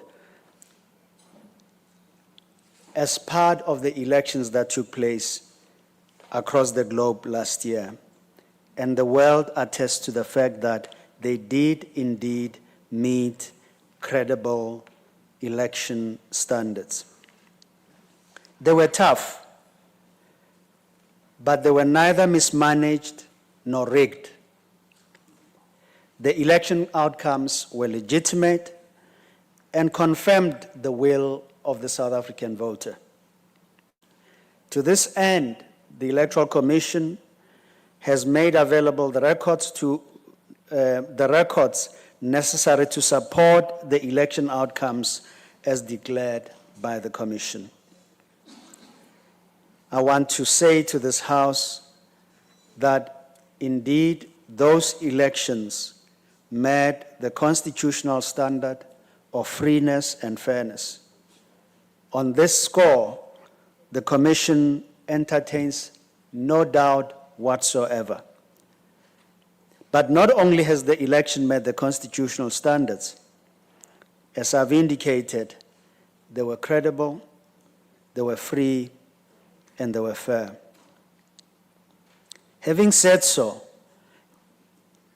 I do not suggest that the elections were easy or without challenge. Elections and challenges live side by side. In our case, the scale of challenges by no means impacted on the freeness and the fairness of the elections. I want to preface the actual presentation as I pause for a moment to reflect on three challenges that presented themselves. One, we had a substantial number of cases in the courts. At the last count, it was 87, I think. Only 2 of them we had to deal with on appeal. The rest we won up front. That means that we comply with the spirit and letter of the law. In those 2 cases, one dealt with South African voters abroad and where they vote abroad. The second one was a matter that dealt with whether the elections were indeed free and fair. And that matter will be concluded, we believe, or hopefully shortly. Our gratitude goes to the 16.2 million South African voters who voted during these elections. To them, we want to say thank you. We are aware that we had long queues, and in this province, we did have those instances. For those that were inconvenienced, we look you straight in the face and say, do pardon us. There are some things that did not work to manage those queues quickly as well as we thought. But nothing of that. Out of about 23,292 voting districts, about 800 countrywide had such a problem. And to those impacted, again, we express our regret and apology. I want to thank you as I deal with the 2 other issues that will be presented to you in the presentation, namely the voter management device. Sometimes the best thing that you have may have or may apply in many instances well, but in one area not so well. And in this instance, the voter management device is known for the area of carrying an electronic voter's roll that presented problems, but was not a requirement in law, and we used the manual roll as we are required. For that, we will explain, but upfront, we own up to that problem, and we say to you, watch us. We are dealing with that issue, and on the next occasion, we should do much better. The second was the leaderboard that failed for just about 2 hours. Nothing was compromised. I know there is a sense that we had a cyber attack. Far from it, we didn't. It is another one that we will present, and once again, a situation where it was just an electronic challenge that we had, one we could not pick up, one we needed experts, even from Microsoft, globally to help us, which they managed to do. I want to thank you for the opportunity you have presented to us to present this report to you. I want to invite Mr. Shiburi to present the presentation on our behalf. Let me thank you and express our gratitude to all of you. Mr. Shiburi.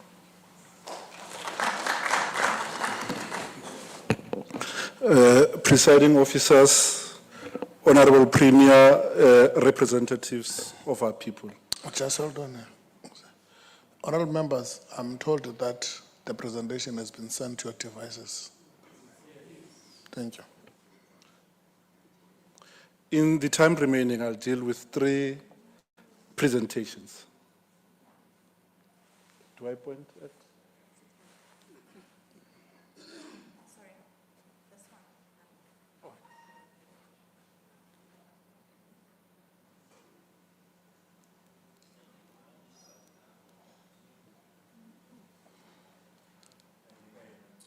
Okay.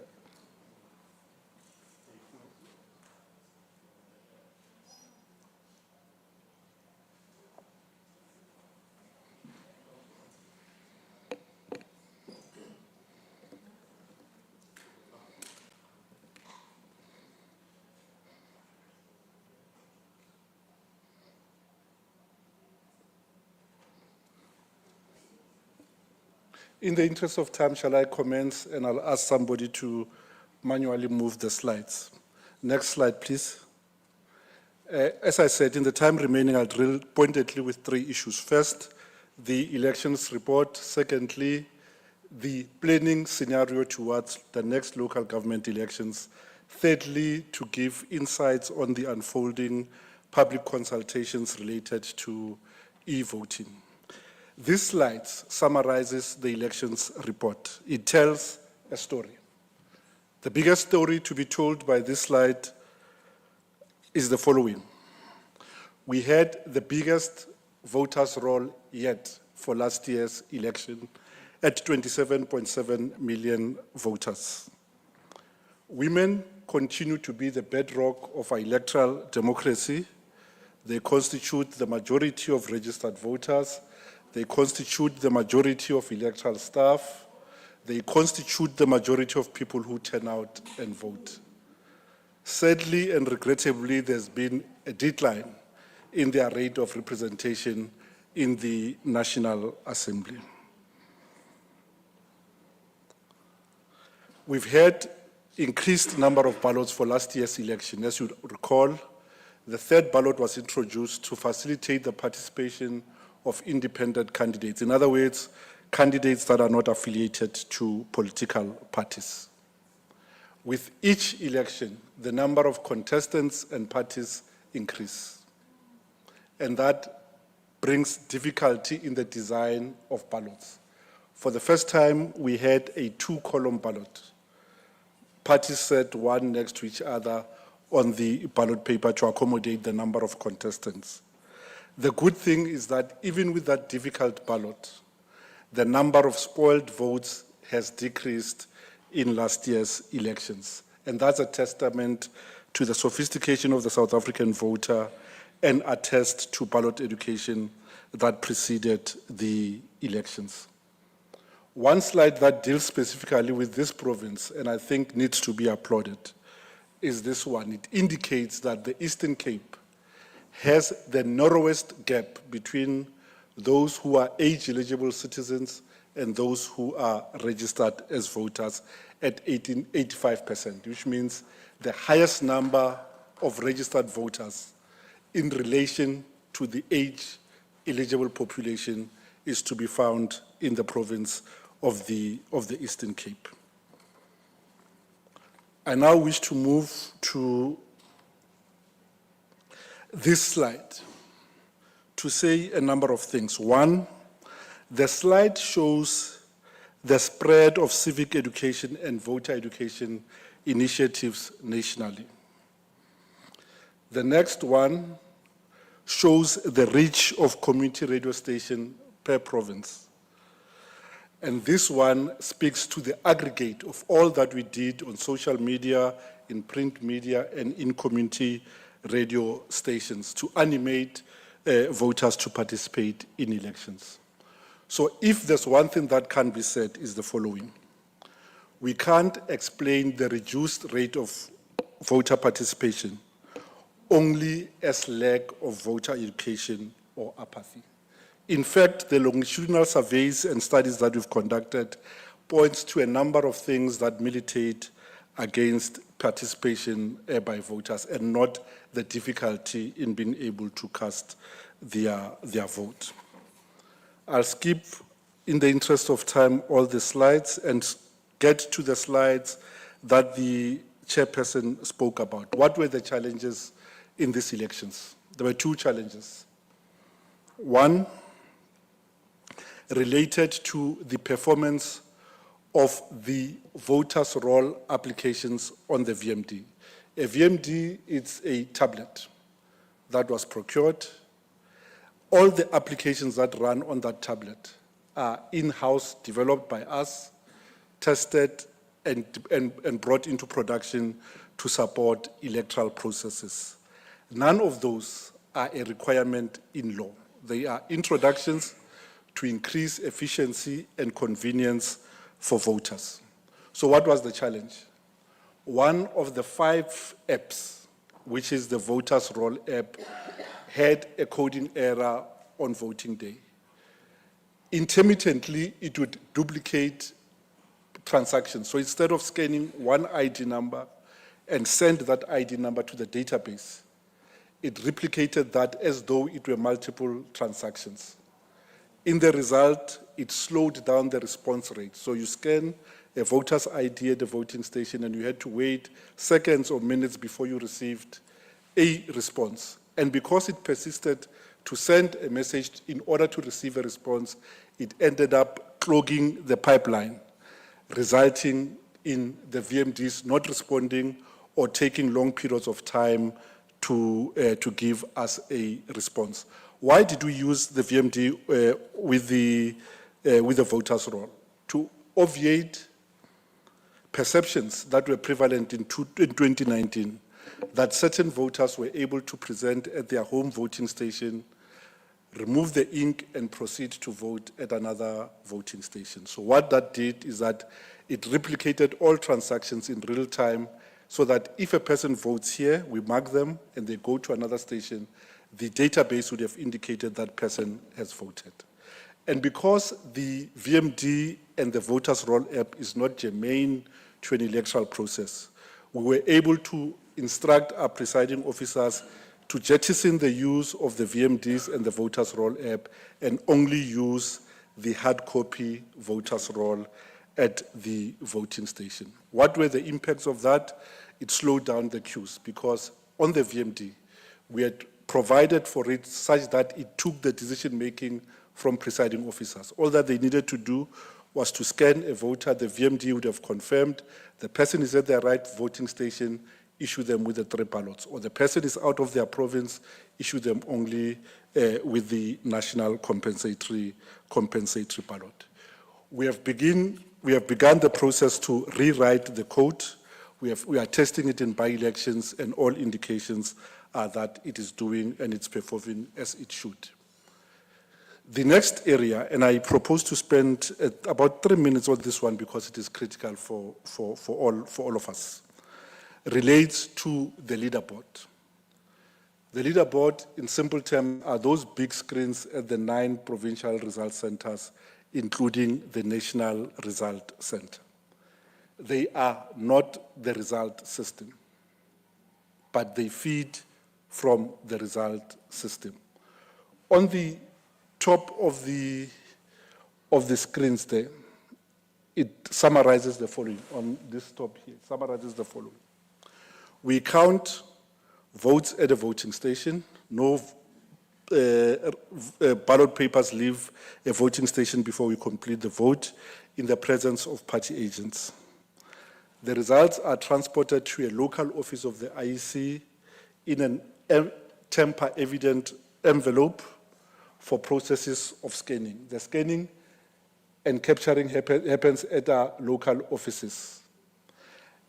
access control measure, only certain computers are able to scan and to capture results. And those are known upfront so that only results from those sites can get into the results system. We have a process of double blind capture where you capture once, the screen goes blank, you capture again. If there's a match of the results across all the 70 contestants and 70 parties, only then does the system allow you to proceed. Once that is done, the Commission employs at significant costs independent auditors, independent of the Commission, who audit each result slip, not on a sample basis, but they audit each result slip so that the result that is in the result system matches the result that left the station that has been scanned, that has been captured into the result system. Once that happens, we start the process of automation. The result system kicks in. It does a number of things. One, it checks whether for each station we have the requisite number of results. There must be result for each ballot in each station. Two, it does inquiries that we have pre-programmed to say party X in this station got 200 votes on the national ballot. It got 50 on the provincial ballot. Check the results before you confirm it, because the voter behavior is incongruent. 200 votes on one ballot, 50 votes on another ballot in the same station. So the system looks for those anomalies. Once those anomalies are resolved, and there are 3 result slips for each station, the result is ready for display. But once the result is ready for display, we do 2 things. We create 2 copies of that result. The first copy is stored, as the wall will indicate, the red brick wall here will indicate that this is stored outside the IEC environment at a disaster recovery site. Why? So that if there is hacking, if there's a collapse of the system, we have backed up copies from whence to start reconstructing the result system. The second copy is in the IEC environment.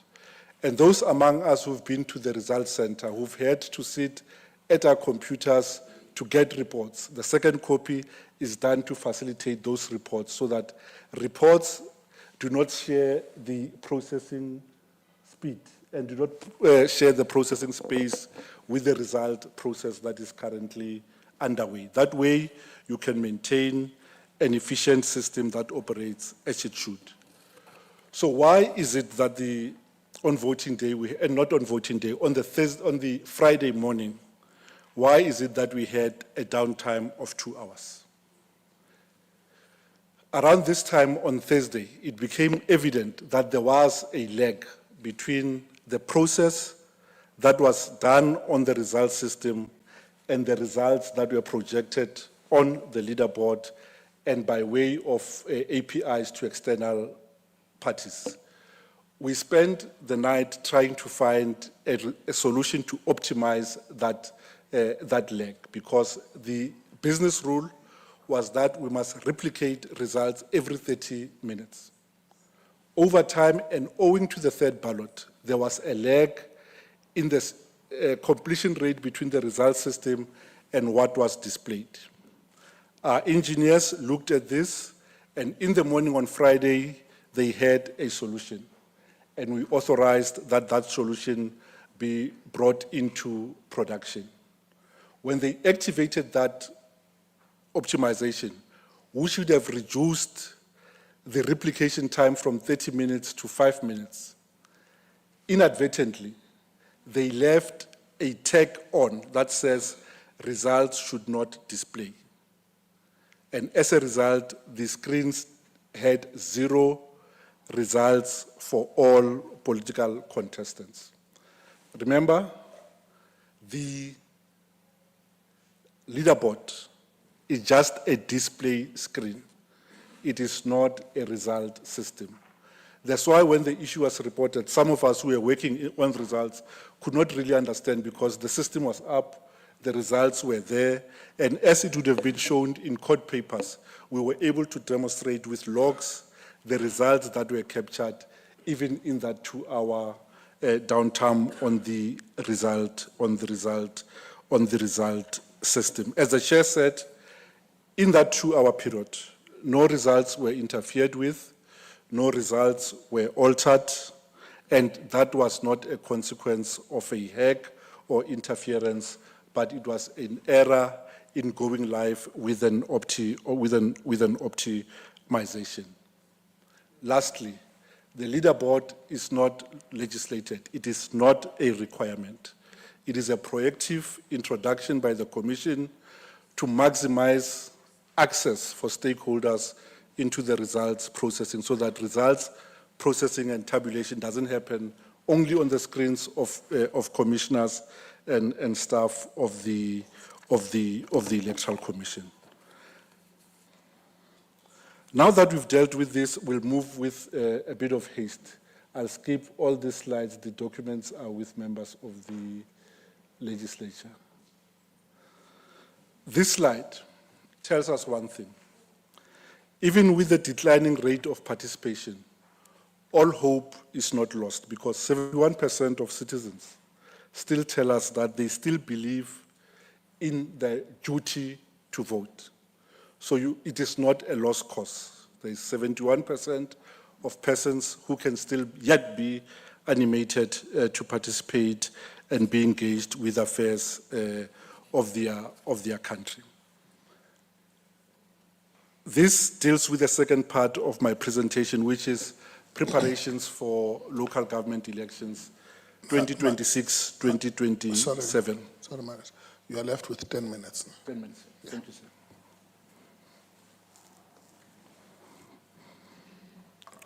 Let's summarize.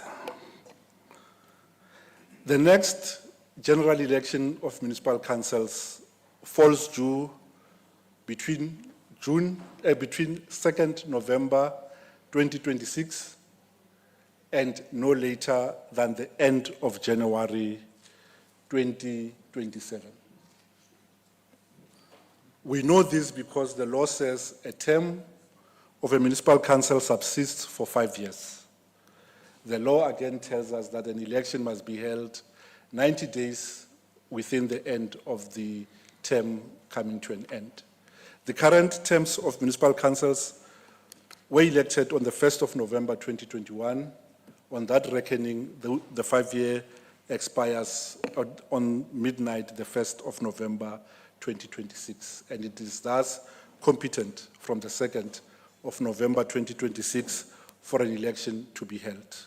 But more peremptorily, an election cannot be deferred more than 90 days after the end of term. So while the minister has a prerogative to determine a date and call an election, they can't call an election beyond the end of January 2027.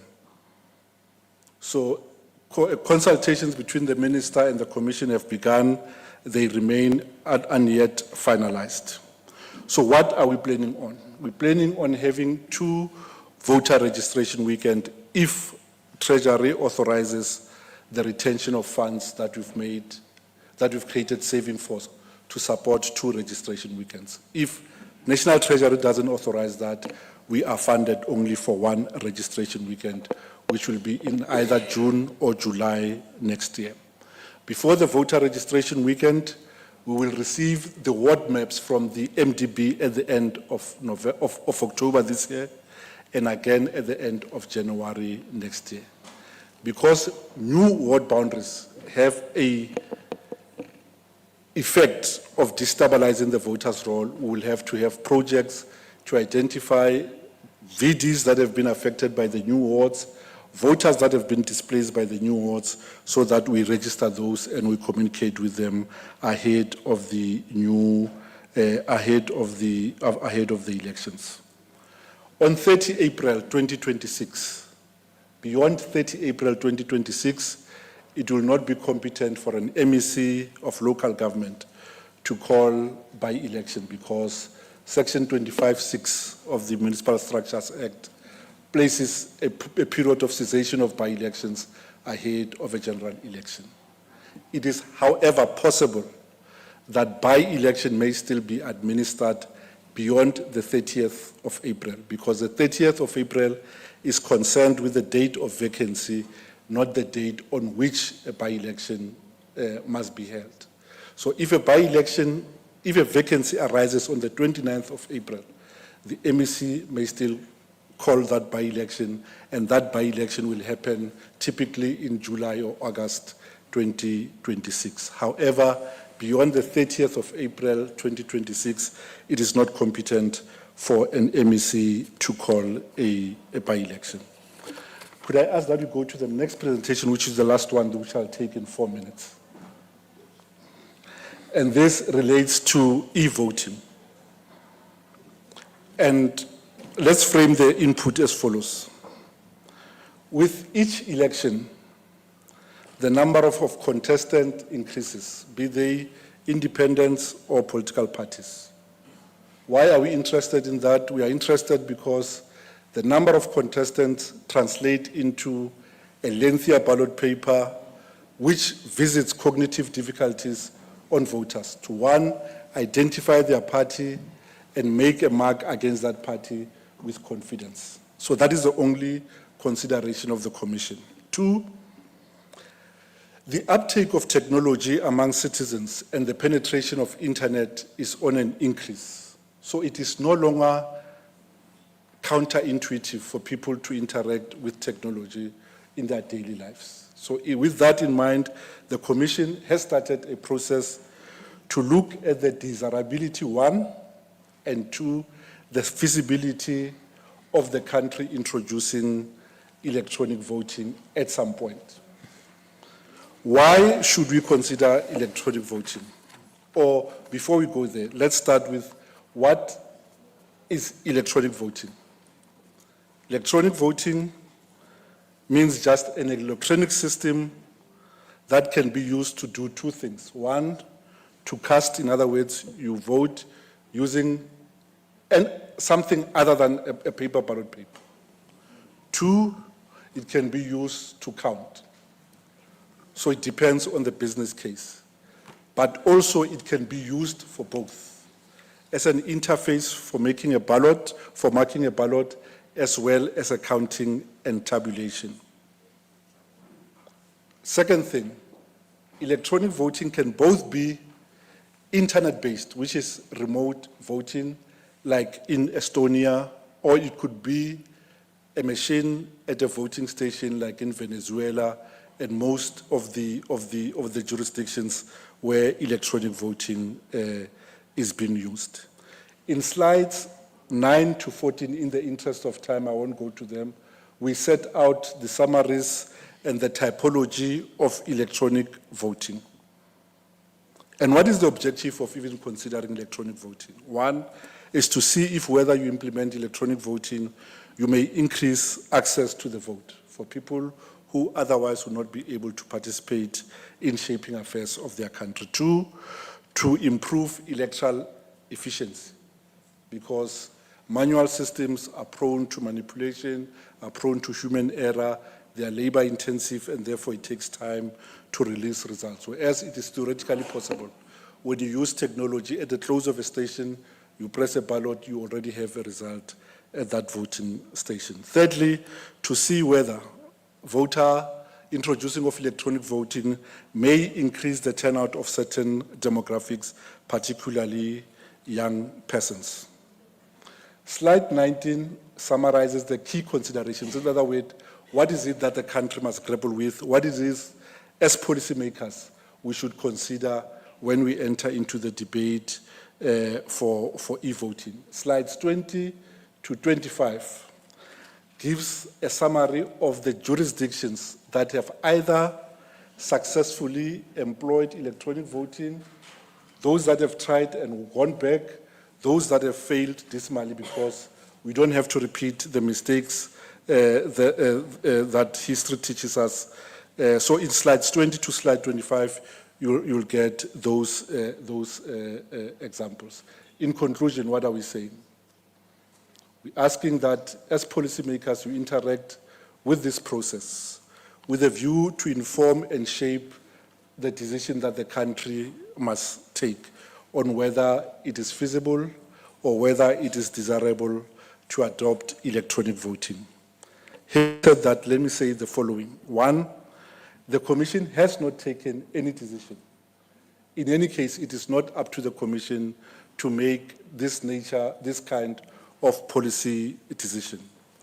Secondly, electronic voting is not a consideration for the upcoming local government election. They will still be administered as we have in the manual way that we have.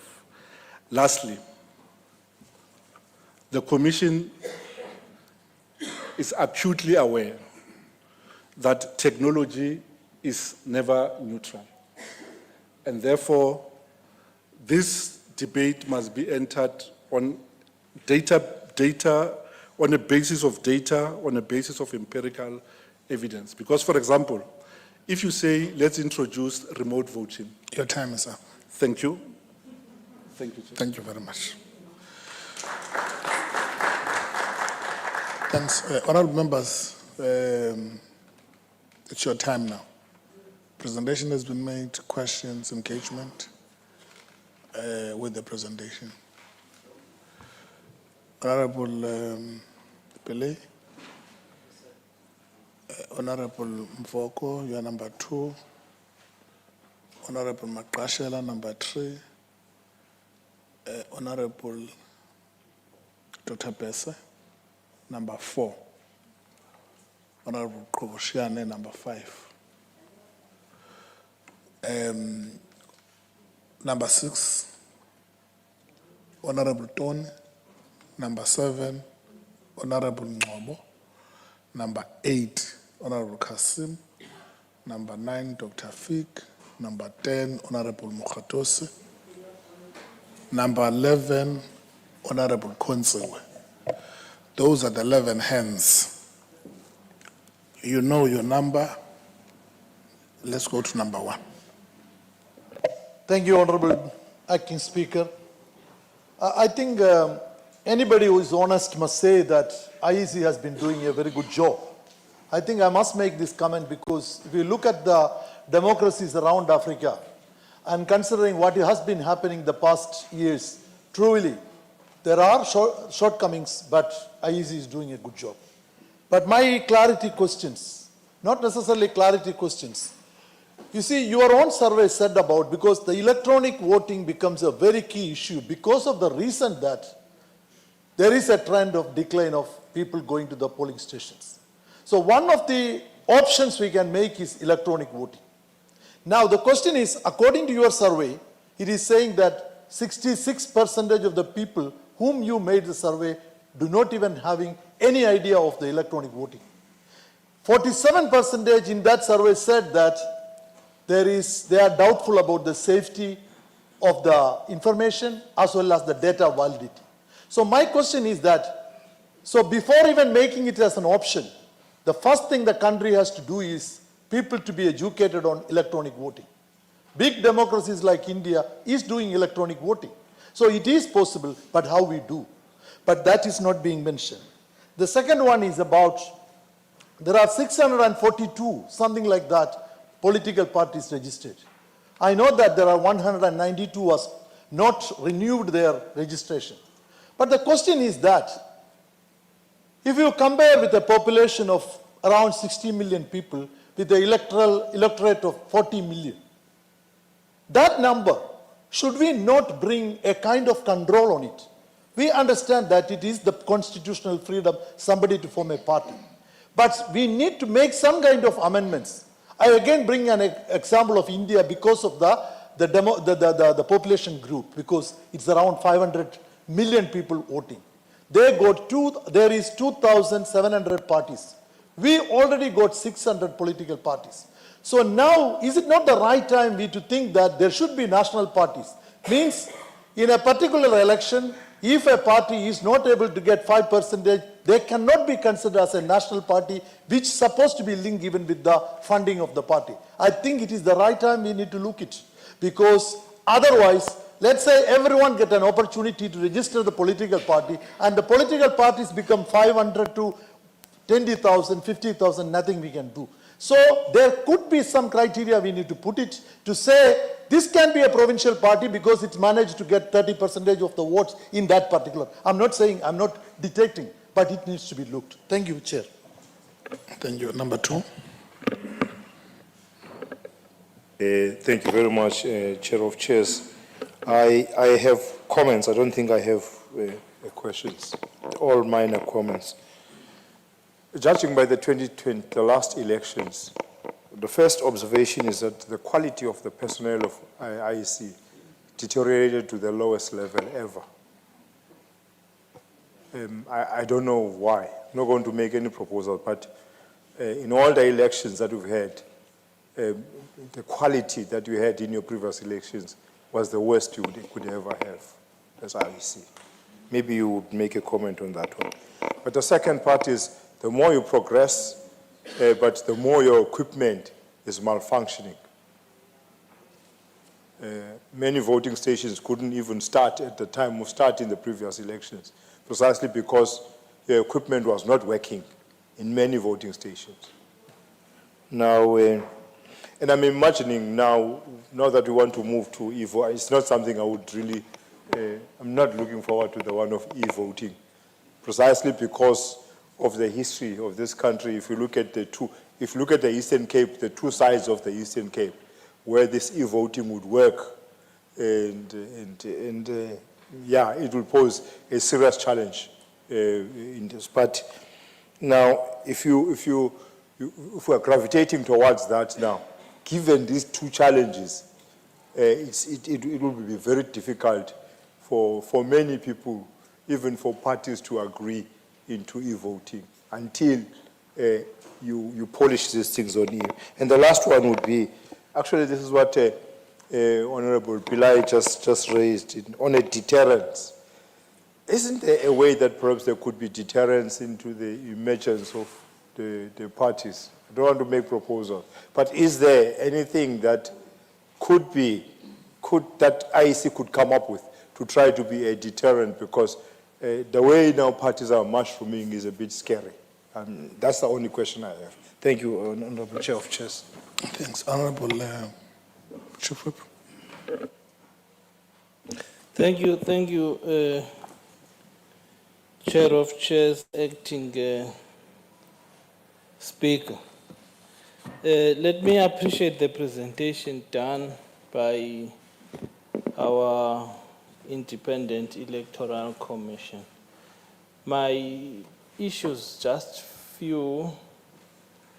It's just the issue spoken about. You know, I like that they keep on harping on the same string, both gentlemen who took the podium, around the issue of the leaderboard, to an extent of saying it is not a requirement. Now, my suspicion is that, or it raises, therefore, a suspicion from me, why would they introduce it? I heard the explanation by the gentleman, yet it is not a requirement. And that comes after the 2-hour failure, which all of us we suspect, or let me rather say, I'm representing the ANC here. After all that 2-hour failure, we got 40%. You see? Now I just wanted to be forthright. As seated here, I am still grappling with that. What was it? You see? Now, here we are. It is not a requirement. That explanation that keeps on coming, so that you don't pay attention to that glitch which visited us. I'm just raising that one for them to really convince me You see? No, it was not an attack, it was not this and that. You see? And there's an educated explanation. That's fine. I wanted just to get into that. Build on that, because we are heading for another election. Are you considering having that which is not a requirement? We're going to local government, the leaderboard.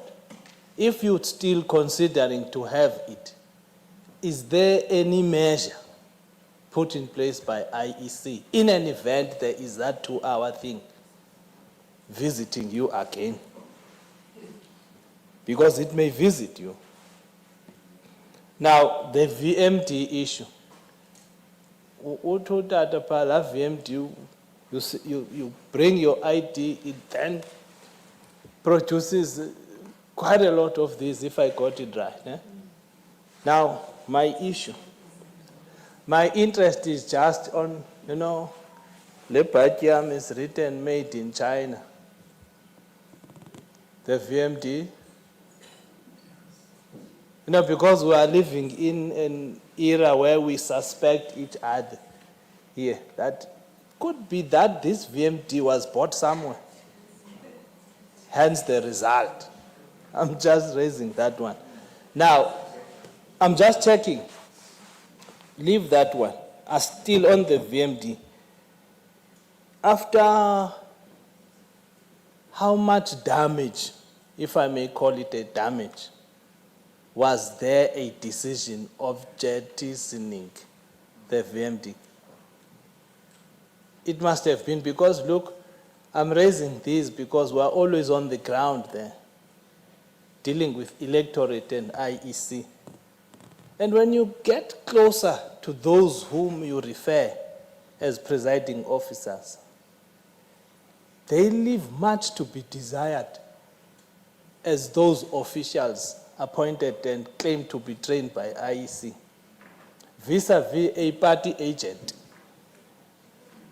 You see, you would find a presiding officer found wanting compared to an ordinary party agent that we have just trained on our own.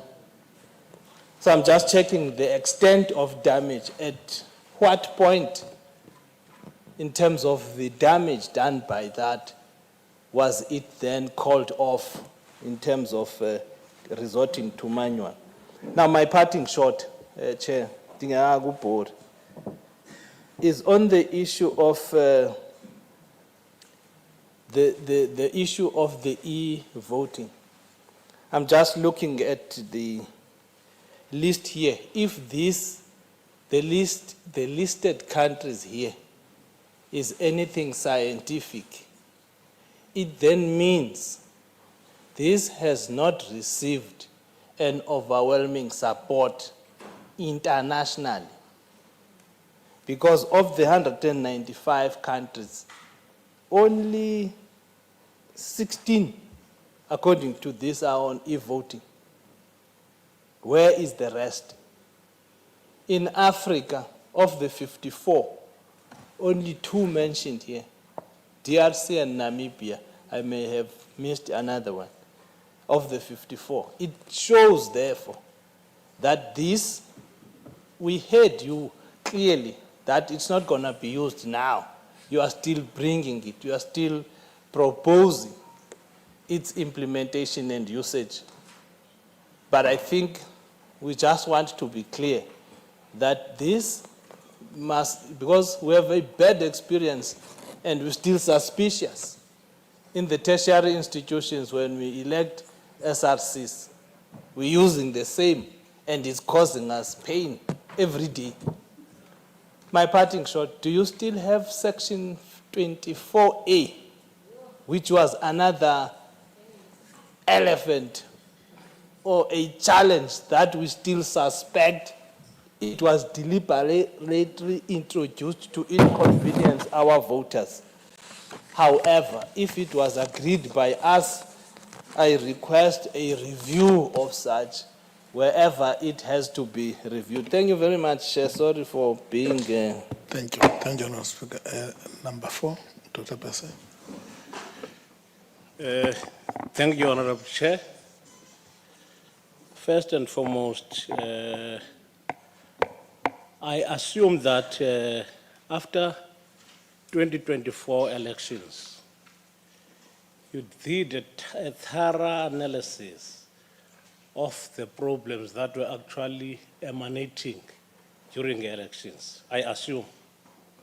However, for the first time in the history of the elections in this country, our people, they were so frustrated during those elections of 2024. I would like to direct a question, a practical one, to you. What causes voters not to appear in their voting stations, in their voters' roll, in their VDs?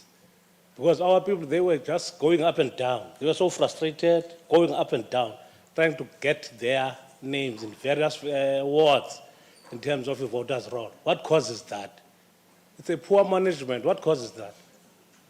Because they were so frustrated. Thank you very much, Honorable Chair. Honorable Commission. Oh, yeah. Thank you very much, Honorable Chair. Thank you for the presentation. I think it's well presented, very clear. Chairperson, I think my first issue is that the voting district where I'm supposed to cast my ballot must be easy to reach, and it must be enjoyable to vote on the voting day. Yes, we are e-registering at times to change our addresses and so on because we can simply log in our phones and we change that via the IEC. And I think if time is ripe, we can consider e-voting. I don't have a problem, but there must be thorough preparation and well-educated nation to understand exactly that. My issue is, in the Eastern Cape, between November, December, January, 90 days, we are hovering at 80 millimeters to 100 millimeters of rain, because this is the east of South Africa, as we all know. That is the risk and threat number one.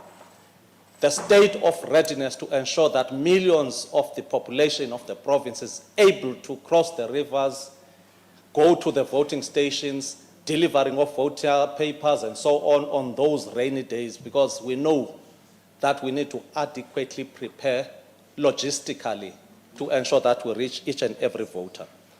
The second issue that I want to emphasize is the investment of IEC in training, capacitating and empowering its own staff. It is always difficult when the officiating officials in voting stations are unable to provide adequate answer promptly on time when they are experiencing some of the challenges. I was going to amplify the issue that the Chief Whip is raising, because I heard that issue of Section 24A. Whether would there be an amendment if I am an electronic voter?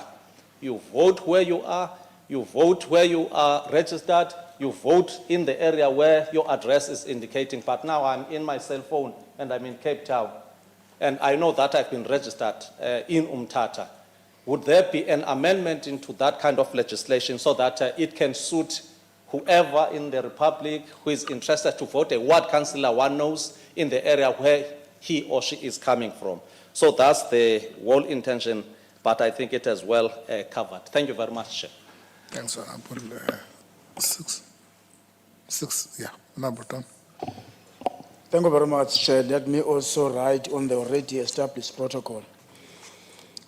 Chair, I'm a little bit covered, but having worried, because now when talk about the IEC and our skepticism on data and data integrity, which has demonstrated to be something that is happening. I'm trying I have a question. In terms of, can IEC take us into confidence that the software utilized by IEC has got nothing to do with any international companies who might have an interest or must not have interest?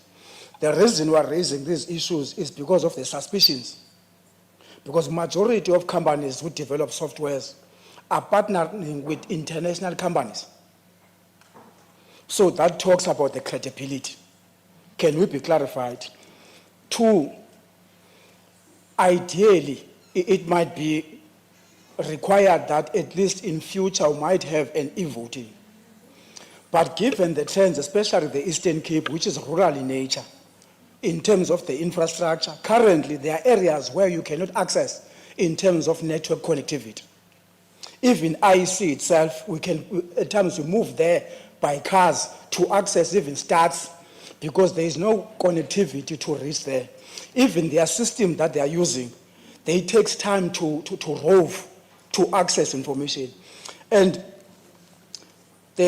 I'm of the view that ideally it might be correct, but I think we are not ready for that.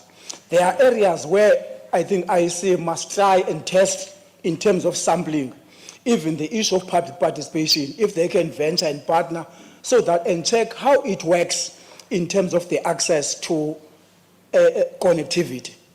And when I'm trying to check the data that IEC utilizes to come at the conclusion to propose that there ought to be a need to venture into the space. I don't want to go to the statistics given.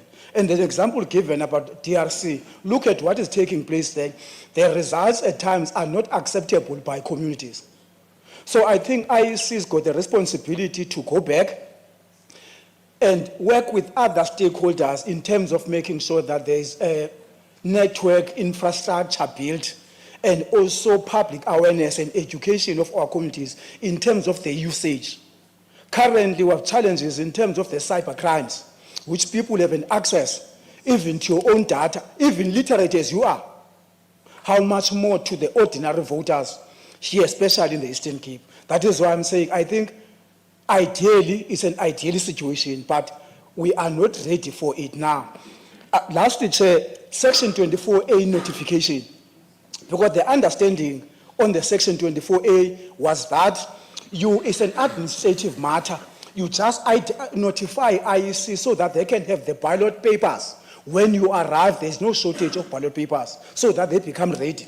It becomes strange that Section 24A is utilized now to remove you from your voting station to another voting station, which the presentation that was done, even by the IEC to the workshop that we attended, it was just a precautionary measure because it was identified through experience that seemingly you arrive at a voting station, they say there is no ballot papers. You have to request a regional manager to go and look for other ballot papers. This time around, we're happy that at least IEC want to be on a ready position so that in terms of the administration, you cannot be turned away because there's a shortage of paper. But it becomes a surprise now on the practical implementation of it. So these are the issues that I think IEC need to consider going forward. Otherwise, for now, I think IEC is not ready. I don't want to talk about the issues of the staff and your staff in terms of rejecting. Even someone who's on Section 24A won't be told exactly where that person is reaching off. And that system to register even people from VD to another VD is not authenticated. And we pick up later that majority of people, because you have a cell phone number of that person, you change a VD of a person.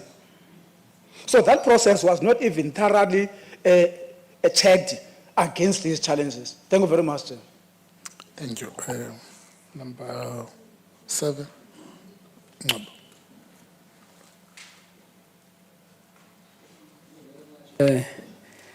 Honorable Chair, honorable members, my question is simple.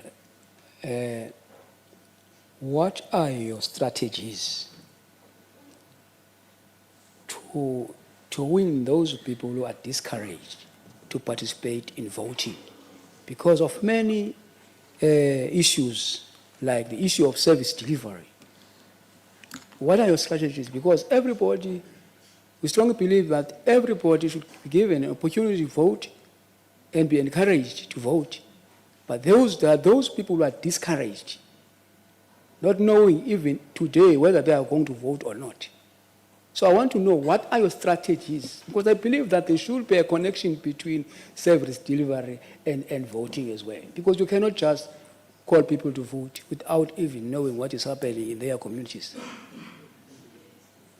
Secondly, on the issue of youth, young people are always victims because you'll find that even here in Eastern Cape, we've got a lot of unemployed young people. You see, and they are not given a maximum support in terms of jobs in the IEC. Jobs are taken by professionals, teachers. Jobs are taken by the government people. Those people who are young people who are out of work, others are graduates. They are not even given a chance. Some of them, they will be told that you don't have experience. So my question is, when are you going to start training young people so that they can perform their duties well on the voters' day? Thank you very much. Honorable Kassim. Thank you very much, Honorable Chair of Chairs, and thank you for the presentation. I've got 3 points that I'd like to query. The first is, you have said that you have independent auditors that were auditing all of the result batch slips as compared to what is uploaded into the system. And I would advise that you review who your auditors are, because we had multiple incidents of the results being captured incorrectly on the system. So it wouldn't be for all 3 ballots. The first, the PR ballot, not the PR ballot, the regional ballot, the provincial ballot, and the national ballot. 2 of them might be correct. Then on the 3rd one, they leave out a digit. I can give you examples. Mustand Daycare Center in Hillenville is one. There were many in my constituency where our votes would be 680 something, say 684, then on the last one they'll just capture 84. And the problem was, by the time that objection period had closed with the IEC's timetable, these results had still not been captured into the system at your results center. So there was no way to object before the objection period. And when we then, so you cannot have objections closing before you have captured the results. That's the first point. Secondly, when we raise these objections, and we could prove, because we have pictures of the batch slips from those stations, we were told, no, we cannot make changes, or we're not going to make any changes, because it's not going to make a difference in an additional seat in Bishu. And that has implications on how our votes are captured in the system over time for posterity, and it has implications in terms of what you're saying to us, that it's been audited and those matters are not being picked up. The second item is with respect to by-elections, the trend that has now become almost a norm, where there are political parties that are registering voters from neighboring wards for the purposes of the by-election. We saw it recently in the Kokama by-election. Voters from Louterwater are registered in Mischand or Krakiel because the one community is in between the other 2. There's another by-election that's going to happen in Kokama in November, in Louterwater. You know what you're going to see? Hundreds of voters that registered from Louterwater to Mischand or Krakiel is going to now register back to Louterwater, as if they have moved in 2 months up and down. And the problem is, we are given 7 days to inspect the inspection roll, and we are told that even when we pick up people that we know do not reside in the ward, we are said that, no, you have to serve the objection on the voter. I mean, where are we going to find the voter in order to do that? So this is a very big loophole in the system that has to be closed if we want a democratic outcome. Otherwise, everybody's going to just have to do this fraud in order to, you're going to have a very big problem on your hand. Third one is the registration, online registration. Last year's elections, the system allowed that a voter could register themselves and their family on a single number. So 5 people could be registered on a number. That has now been changed. and this has become a huge problem, in communities that do not have phones.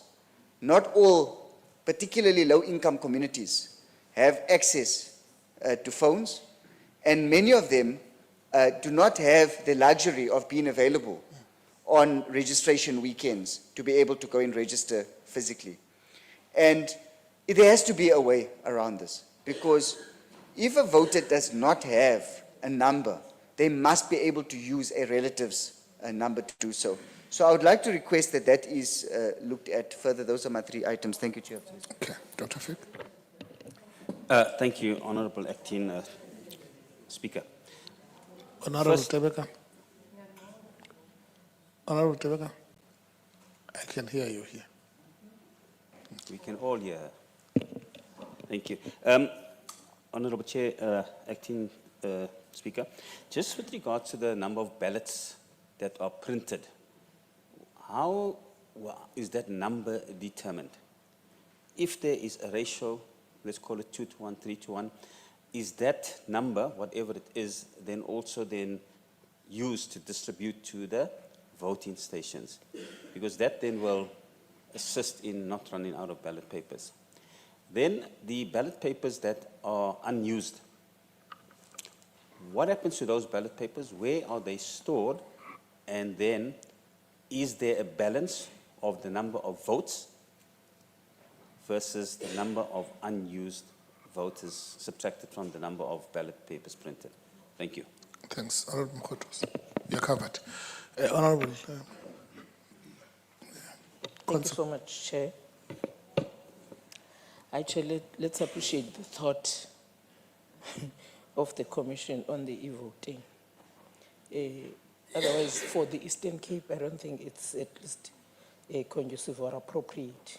One, yes, we acknowledge maybe they know that it's convenient, it increases voter turnout according to them, faster in reporting results, and cost-effective. However, the negatives in it are much more than the positives. One, it's open to fraud risks. Security is not guaranteed because there's someone who's controlling the system, and the technological barrier for some voters. Eastern Cape is a rural province. In fact, majority of South Africa as a country has got so many rural areas more than the urban areas. Therefore, technology there is a no. Then the transparency issue. You are not addressing transparency once you're talking about e-voting, because it is controlled somewhere where you don't know. It's not transparent. Just an example on the Section 24A issue of all the voters that do not appear in a ballot paper. I was in Joka, in an area called Venderstraat, and people woke up early in the morning, 5 o'clock, they were already on the queue. After standing for many hours there, about a number of voters, many of them, they found out when they get into that their names are not there. They were almost 80 kilometers away from where they are supposed to be. And those are the issues. I'm just quoting this one. There are many others throughout the province, and therefore the Commission can't introduce something new when they have not mastered the one that is currently in use, as we say. Otherwise, if I were to take a decision, I would say, not now. Maybe in many and 100 years to come, it can be considered, but not now. Because it's disadvantaging the communities that we call them as electorate. So thanks for your thought. Thank you very much. I see. Those were the questions, but for me, as I will be calling you to respond, just 2 things. Let me appreciate the relationship that the Commission have with legislatures, because your ground forces or your staff, whenever we want to team up with them for voter education, they are always available and they are with us. But what happens on the election day, you are actually doing a disservice to the people who are doing voter education, telling the public what will be happening. This presentation, this presentation, Chair, I would have thought that it's a presentation that will finally give me answers. That says, Honorable Member, you were, the whole day, we know that you were picking up people, moving up and down the whole day, people who are not appearing on the vote. These are the reasons. It does not even go near. It acts as if things were normal. And then you come to the scanner, this VMD. Up until you perfect that, I don't think for me, where I'm sitting, you can introduce any other technology that talks to e-voting. Perfect the system. We're all quiet. I think as political parties, we're all fine because we know if we can raise the issue of the credibility of elections, there will be chaos. We're managing not to have chaos in the country. So we hope that the IEC will understand and appreciate the low level of staff in the capacity. I think MS Mvoko spoke about the issue of at the voting station. If you are not, people have to call those who are in authority to intervene. And it is only then that they would listen and we give them the process, this is how, and then they listen. I think let's try and just appreciate the difficulties that we have on the ground and probably, Chair, talk to the response in terms of rectifying those issues. Otherwise, in terms of the voter education, working with your staff on the ground who are doing very well, but we need to fix this thing on the election day. Thank you very much. Over to you. Honorable Chair, can I just make one point whilst they are walking to Yes. the mic? Yeah, What? just one point. I'm sorry, Honorable Chair, to speak after you. Just to say, the issue of introducing e-voting and the issues of other people not finding themselves at the station, does IEC appreciate the political implications of it to deny the majority their right to vote? Black South Africans did not have the right to vote. People sacrificed for us to have the right to vote. And therefore, this means that people have been denied the right to vote. So it's not a small thing. It has got political implications. And being a rural province, introduce an e-voting system, again, you're taking the right to vote. Again, relating to the issue about ownership of the system, our country has a position on Israel and went to the International Court, and the court found in our favor that what Israel is doing there is genocide in Palestine. Is the system linked to Israel? No. So those are some of the issues we must get responses. Or you are Netanyahu now. He isn't responding. He says no. You Netanyahu. So, Chair, I don't think. So I'm saying, just hold on. This, just hold on. But Chair, I don't think we appreciate the gestures when the member. Yeah, when the member. Yeah, continue. Yeah, no, that's right. Trambi, you know, okay, let me not take it further because I can challenge it further. Because these things are not neutral. We live in a class-divided society. And therefore, these things are ideological. And therefore, we can't stand here and say, trust me, you know, the board just fell for 2 hours. Trust me, nothing happened. And therefore, we must just live with that. It's treating us as children. We're not children. So now that's the point I wanted to make. You have 5 minutes to respond, and then we'll get to another presentation. Yeah, 5 minutes. Thank you. Thank you, Honourable Speaker. The Commission is mindful of the geopolitics, the debate on the geopolitics. The Commission understands its constitutional mandate, and it won't sell this country for a pack of fish and chips. We appreciate the feedback, however robust, because it helps us sharpen our processes.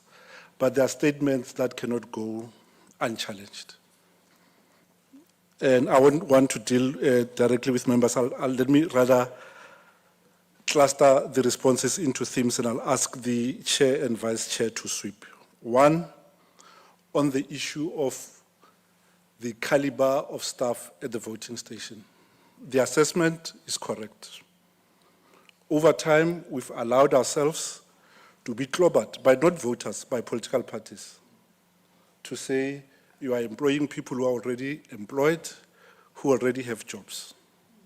Where we have swung the pendulum the other way, it is palpable, it is evident in the administration of voting station.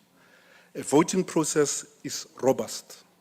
You can't leave it to a graduate, however brilliant they are. You can't leave it to a young person who's never supervised any process, who's never supervised people. That's why the Commission has rewritten its criteria for at least the 3 critical positions at the voting station: presiding officer, deputy presiding officer, and voters' roll officer. And it insists on some years of experience, of lived experience, real experience of managing processes and managing people. The bulk of the positions are open for young persons. We employed over 200,000 people in last year's election. Only 79% reported as being employed, meaning earning a salary or being employed elsewhere. So with that comes the decline in the administration at the level of a voting station. So we've rewritten the criteria. We will be consulting with the National Party Liaison Committee next year. We sit here as leaders and representatives, and I would ask that we maintain party liaison structures at the local, provincial, and national level.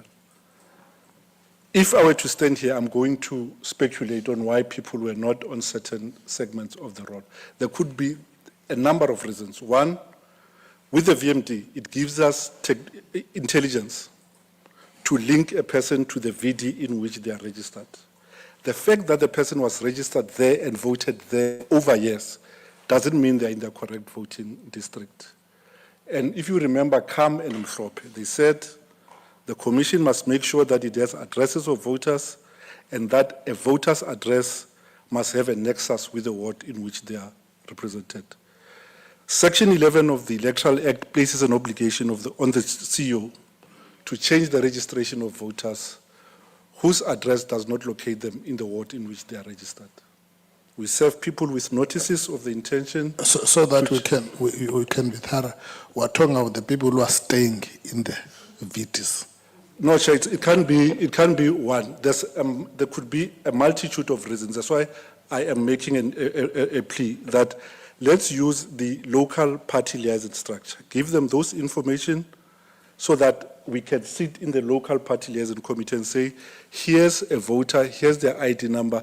We can give you then, Chair, all the history of the re-registration of those people. That the person first registered here, we registered them on this date, at which, using which machine, who was responsible for that registration, what happened to their registration.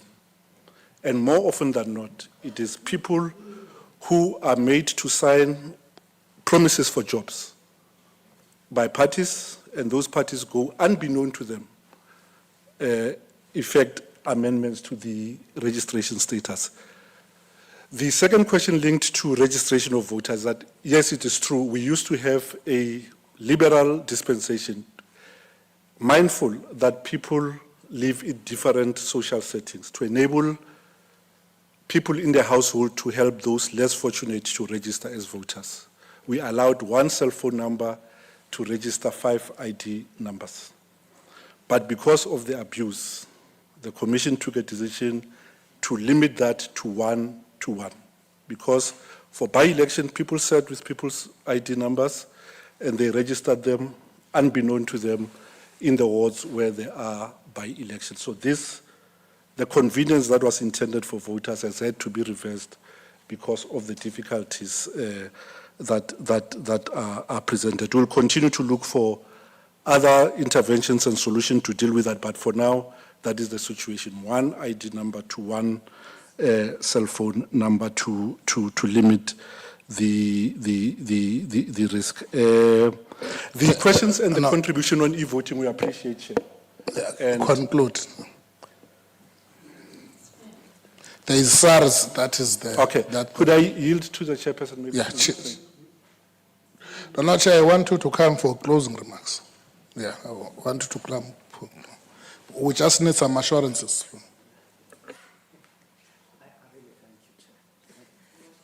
Chair, I honestly did not intend at all to be disrespectful. I thought that we just needed to give the assurance. I'm sorry if I did. Members, I want to really appreciate this. Robust as it were, I honestly believe we need an opportunity. I think it took about 15, 20 minutes to ask questions. We had 5 minutes to answer them. Clearly, we can't respond to them. But I want to give you 2, 3 assurances. One, there are increased levels of contestations that lead to increased levels of voters being vulnerable to move. The questions about incorrect registration details, voters are moving with every by-election, as you have said. We are dealing with that issue internally, but we are also dealing with that issue with the law enforcement agencies. We have many instances where people are caught, and once they are caught, you then say to them, there's a by-election somewhere else, These are issues we are dealing with. The registration of people, the contamination of the voters' roll, as we call it, these are the issues. We'll have to deal with them. On the issue of staff, I just want to put it mildly and say, I hope you all support us. We have to have people that have the management capacity. We will take responsibility for it as the Commission. It cannot be, and we accept, that last year, over 80% of our staff in the voting stations were 25 and less because of the pressure of creating employment. It can't be that we do that at the expense of everything else. The last thing that I want to say is, when the issues of consulting happens, are really from where we sit at the Commission, we take them seriously. But there is a thing we have seen and we need to deal with. Liaison is done on a continuous basis with political representatives sent to our meetings. But increasingly, we are seeing how that information is not getting. There are many questions that have been asked in this House that are dealt with in the party liaison committees extensively, and progress on those issues is noted. I wish we find a way with you in the House as well to deal with them. But we want to thank you for this opportunity and are grateful for it. Thank you so much. Thank you, Chair. Thank you very much.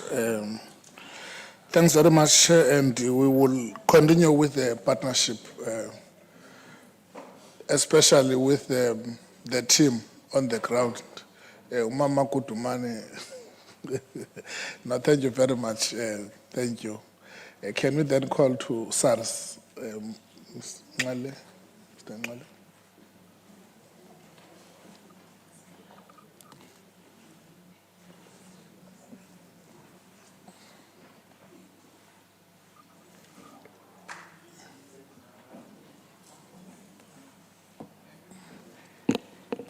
Thank you, Honorable Acting Chair. I'm not sure if I'm captured that correctly. Honorable Premier, I don't see him anymore, but in his absentia, MECs and honorable members that are here, thank you very much for the opportunity, I think, to come and address the House on this important matter called tax. I'm hearing someone already saying, don't take my money.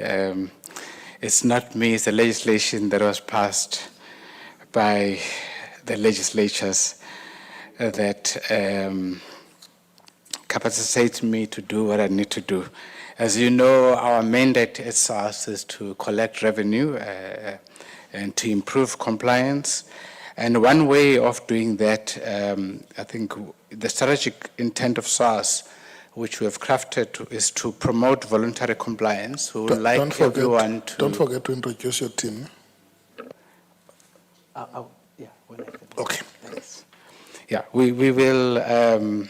we'd like everyone to actually comply voluntarily. We don't want to be chasing anyone. But of course, if we have clarified the tax obligations and we have tried to make it easy for the taxpayer to meet the obligations, we will have to encourage with enforcement. So I would, at this point, I don't want to take long because I think we need more time and to also make sure that there is more time for questions. I would like to introduce the team that is with me. I've got the Evelyn Mandingwa and Spogazi Tsendwane who are sitting at the gallery up there because of space. And then I've got also Dumsile Shongwe who will be doing the presentation today, and also Bradley Wilson from our legal team division who will be assisting Dumsile with questions. Before I sit down, Honorable Chair, I wanted to touch on one thing, the compliance level of the House, which is, I think, is an important thing because we spoke about voluntary compliance. On the filing, we're sitting on 68%. Team, they must come down if you have people. At the gallery, do you have people there? So, colleagues, there is now space. There's You can space. join us in the House here. Thank you as you come. So the legislature is sitting on number one, Chair, at 68% on filing. I think which is good, but I don't see why, Chair, we cannot get to 100%. And I think we need to do that. Filing doesn't cost money.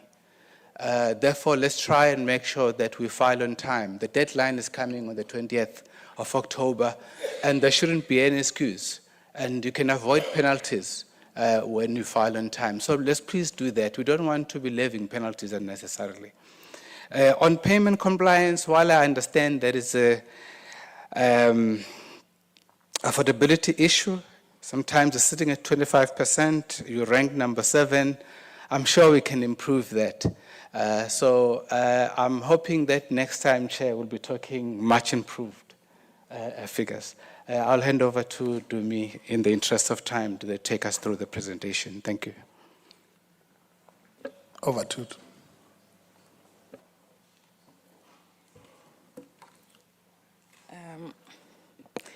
Greetings, Honorable Acting Speaker. Greetings, Honorable Acting Premier. Greetings to all members in the House, and also to the support staff who we work with mainly. Okay, as Mr. Ngele has introduced me, my name is Dumsile Shongwe from the VIP unit. For the purposes of time, I'm going to skip a few slides, but I'm going to try and spend more time on the important ones. Okay, I think at this point, honorable members know who we are as a unit. And in terms of our offices, I was particularly concerned when I dealt with one member earlier that found himself at the local branch. So I think I wasn't going to touch on this slide, but because of that interaction, I think it's important that I go through this slide just to explain that our office is situated either in Pretoria or in Cape Town. So if you go to the SARS local branch, you will not be able to get assistance because your profiles have been restricted.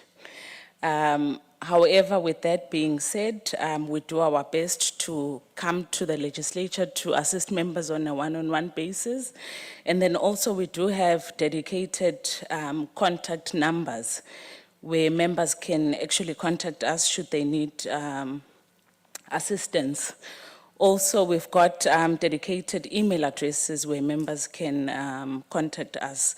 On that point, the Speaker's office also has mine and my other colleagues' telephone numbers where we can be reached on our cell phone numbers should you need any assistance if you haven't one with all the other channels that I've just mentioned.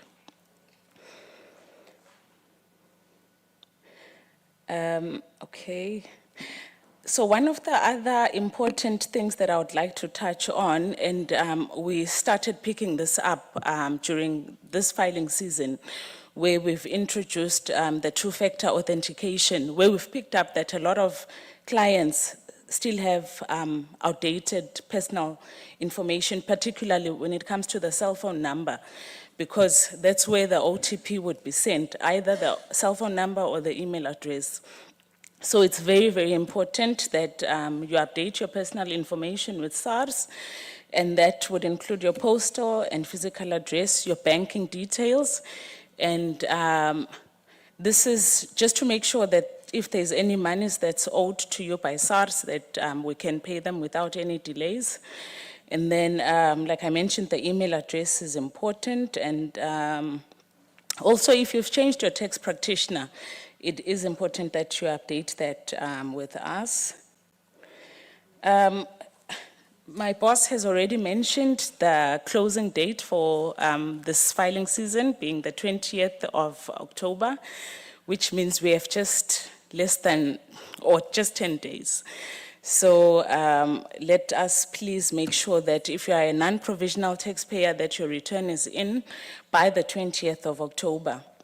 But if you are a provisional taxpayer, then the closing date is the 19th of January 2026. We do charge administrative penalties for the non-submission of returns. So it is very important that you pay attention to the dates, the filing season dates, because if you file, even if it's a day late, we will encourage you to file on time the following year with an admin penalty. And those penalties range from about 250 a month, and it can go up to 16,000 rand per month. It is dependent on your taxable income. And I'm sure some members would already attest to having paid these penalties. And the sad thing about it is, even if you pay, or even if you submit the return, the penalty still remains payable. So, and it is charged on a monthly basis. So just to please encourage you or urge you to make sure that your returns are submitted on time. Mr. Nxele has already touched on the compliance level. So what we did is we've ranked all the legislatures. So in your category, it's all the 9 legislatures, including National Parliament. So yes, this legislature is ranked number 1, which is great. But like Mr. Nxele mentioned, I would like to see us working towards a better percentage.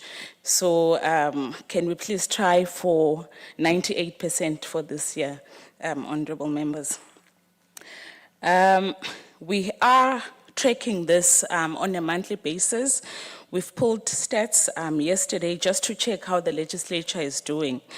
And so far, of the 72 seats we have, there's only 35 that have filed, which is under 50% with less than 10 days left. So it would really, really be good if you can just start moving on those returns. We have 4 returns that have been submitted by the executive, and then 31 returns that have been submitted by MPLs. So we still have about 37 returns to go. Okay.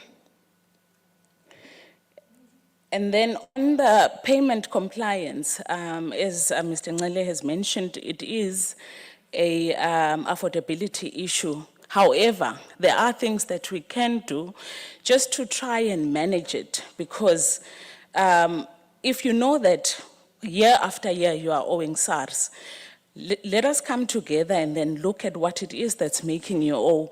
If maybe you are not claiming sufficiently on the allowances, maybe let's have a discussion around, should you have more tax taken from those allowances that are not taxed in full? Or if you are receiving additional income like special pension and whatnot, which will or may make you owe at the end of the tax year, let's also have a discussion around that, where we can actually help you to work out what your additional pay as you earn can be, and then you start paying that on a monthly basis, just to avoid a big tax liability on assessment. So I believe that we can go from that 25% to, I think for this one, I'll say let's try for a 60%. And then the ranking, can we keep the filing compliance ranking of #1 for the payment compliance as well? Oh, I think I went back. And then when submitting your tax returns, what we've picked up is, I think sometimes, I know honorable members are very busy, and I think because of how busy they are, sometimes they forget to declare some of their passive income, like their rental income or business income. So just as a reminder, it is important to declare that. Even if it's just rental for a back room, it is considered income. So just please make sure that all your income is declared in your tax return. Otherwise, if we pick it up ourselves, you may attract penalties for under declaration. Okay, I would like now to go into the allowances, which is sometimes the biggest reason why our members are owing. So the first allowance being the public office allowance. I'm sure honorable members would have seen it on their pay slips or are aware of it, that 10,000 that you are receiving a month.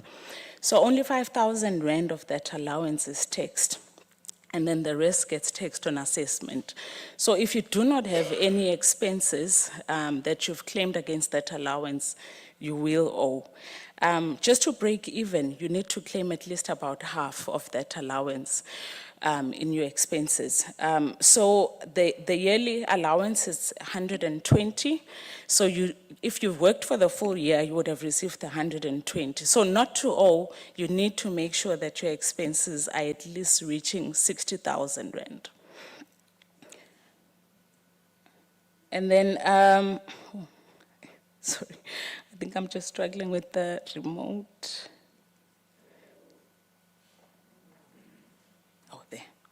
Okay, and then there's quite a few expenses that can be claimed under that allowance. And some of those expenses include, nights spent away from home. It's subsistence allowance. So that is provided that you spend at least one night away from home. And those nights will include the nights where you go, say the legislature is arranged and then you're going to stay at a hotel, or including the ones that you are staying in the State House if you've been given a State House, provided you haven't relocated to the State House, because I know some members want to claim the full 365 days.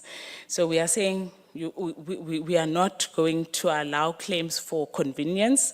We do have ways of calculating it where we would question why you were in the State House during recess and also over weekends, because we've seen that the trend is members would maybe come back on a Monday and then they go home on a Friday. So yes, those days are included as part of the subsistence. And then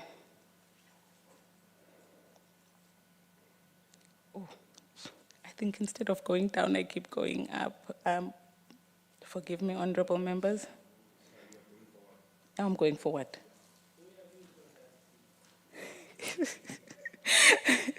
Okay, so the other expense that can be claimed, it would include secretarial services. I'm just trying to, now I'm speaking of what I know, but I'm just trying to align. Okay, yes. So secretarial services. So if you do have a secretary that you are paying for out of your pocket, and this is not a secretary that's provided for by the legislature. So say, for example, you've got a secretary that you use in your constituency, you can claim for that, and then you would just have to provide us with their personal details, the role that they are playing and the type of duties that they perform, the number of hours in that role, and also the amount that you are paying the secretary. Upon audit, we may request that you provide us with proof of payment, just to make sure that you did actually incur the expense and it was paid for. And then you may also claim for stationery postage and photocopies. You may claim for telephone and data. We are aware that the legislature provides for phones, but this is in the event that you've got an additional phone that you are paying for out of pocket, that you are using in doing your job, either for constituency. And then also you may claim for hire of an office, and this may not be an office that belongs to the constituency. This is an office that you are paying for from your pocket, and this office may not be at the member's home. So for the office, we would require you to provide us with the address of the office, the rental agreement, details of the lessor, and the rental amount that's being paid. So for that, we would request an invoice. And then you may also claim for other traveling costs, and this would include costs that the cost would be your toll fees, your parking fees, your driver's salary. If you have a driver that you are paying for out of pocket, you may also claim for that.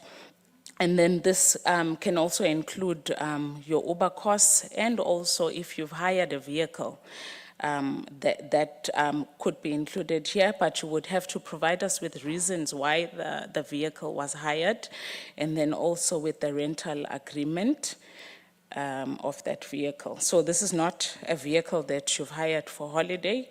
It's a vehicle that you are using to do either your constituency or legislature duties.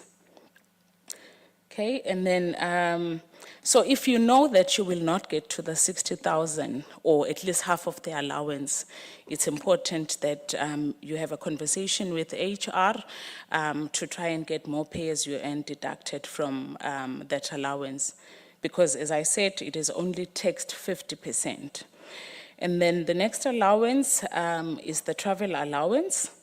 So members may be receiving a fixed travel allowance, and a fixed travel allowance is only taxed 80% on a monthly basis. So the other 20% is not taxed. On assessment, then you would have to provide us with your travel logbook so that you can get a deduction for the business travel. And then you may also be receiving a reimbursed travel allowance. This is the allowance where you put in claims with either finance, and then they pay you for those kilometers that you've traveled. So if the legislature is reimbursing at a rate that is more than the gazetted amount, that portion that exceeds that is 100% taxed. So on assessment, members will have to submit a claim against the total allowance. So your logbook will have to include even those kilometers that you've claimed from the legislature, plus what we've picked up over this filing season is that members are saying, but we are not allowed to claim for constituencies, so they're not including that in their logbooks.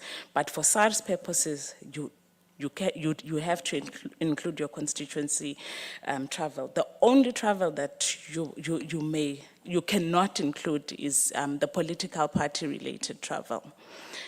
Same with the public office expenses. Anything political party related cannot be included for your SARS claims. Okay, to claim the expenses against a travel allowance, you would have to provide us with a logbook if you are claiming the fixed cost method. But if you choose to claim using the actual cost method, which is quite an administrative method, because then you have to keep receipts of the upkeep of the vehicle, of your oil, your petrol. It is another method you can use, but you have to be very, very disciplined to use that one. The easier one is the fixed cost method, where you just have to keep a logbook. Both methods require a logbook, just that the other one just requires a logbook only. Okay, if you are using more than one vehicle, it's important to note that you need to provide a logbook per vehicle that's being used. Okay, we do have a requirement for the SARS logbook. For your logbook to meet the SARS requirements, you are required to provide us with the opening kilometers of your vehicle, and this would be, so if you've been a member from March last year, then it would be from March, the beginning of March. That would be your odometer reading on the beginning of March. But if you are a new member and you started in June, your odometer reading, your opening kilometers would be the odometer reading the first time that you use your vehicle for the purposes of the legislature or constituency.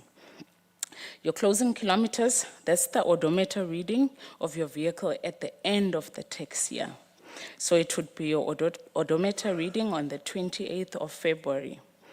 And then you would have to provide us with the date of travel, the destination from where you are traveling and to where you are traveling, and the reason for the trip. And for that, you can't just simply state official or business.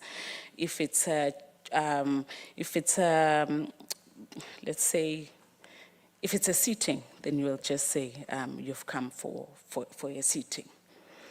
And then your logbook should also include the vehicle details, which includes the make, the model, and the registration number of the vehicle. We would also require the date which the vehicle was purchased, and then also the cost price of the vehicle. We've included an example of a logbook that meets the SARS requirements. So you'll see there it shows the opening kilometers, the closing kilometers, the date of travel, the total business kilometers, which would be the round trip from where the taxpayer traveled from and back. And then from where to where, and then the reason for the trip. I am going to share some templates that will actually help members to prepare their documentation. So I'll share the logbook template, and then we've also designed templates for the nights away from home.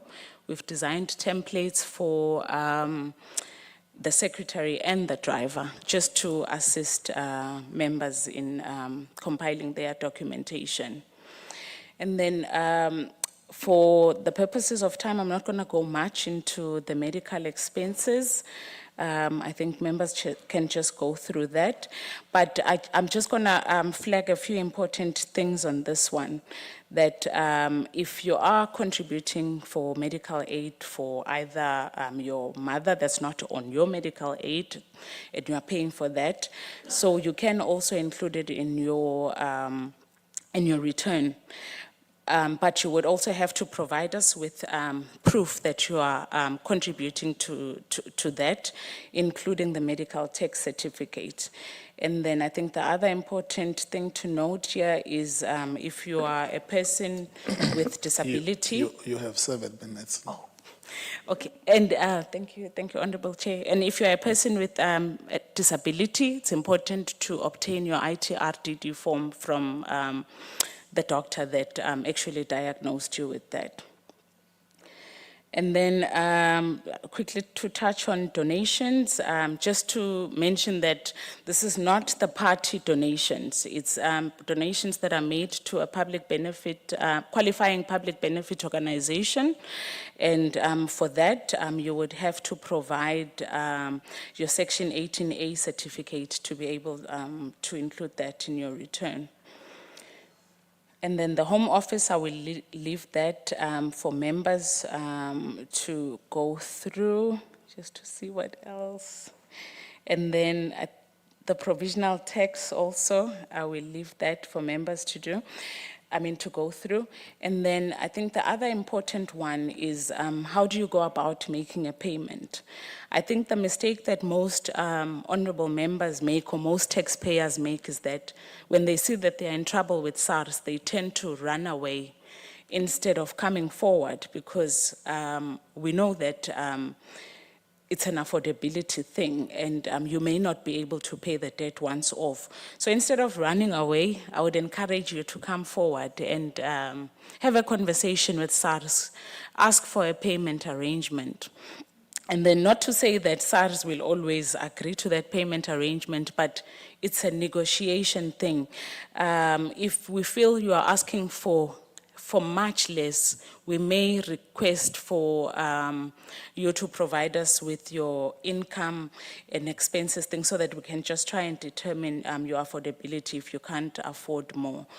And if you do default on a payment arrangement that you've made, we then go and get the money ourselves, either from your salary or your bank account. So that's why I'm saying it's important to always come forward, because if you don't, then we deem it as non-compliance and then we will go to the employer or your bank to get the money.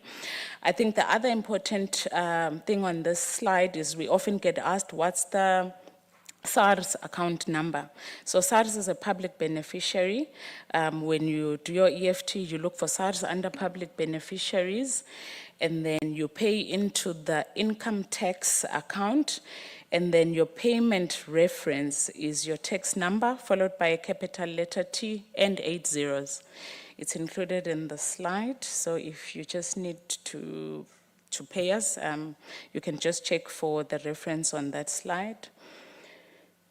Okay, I think I've covered this one about the payment arrangements if you can't pay us in full. And then we also have digital platforms that we encourage our honorable members to use. So we've got the SARS Mobi app, we've got the SARS e-filing. And we've also introduced other platforms to help members. So for example, you are looking for your tax number. There's what we call the SARS online query system, where you can actually inquire for your tax number without going into the e-filing platform, because we know a lot of our taxpayers often say they've forgotten their usernames or their logins. So same with loading supporting documents, you can load it on that platform. And then I think I tried to push it. So on this slide, we've got our contact details for both our offices, the Cape Town office, their number and the email address. Same with the Pretoria office, the number and the email address. And then I think on request, you can get my direct contact number from Ms. Hermans. I think that would bring us to the end of the presentation. Thank you very much. Questions, honorable members? Qala ngapha kokuqala kaMthungu. Ndize ngapha kwelika Chief Whip. Ndize ngapha kwelika Kasim. Kuthiwa Mr. Nxa, but boyika cause question. Honorable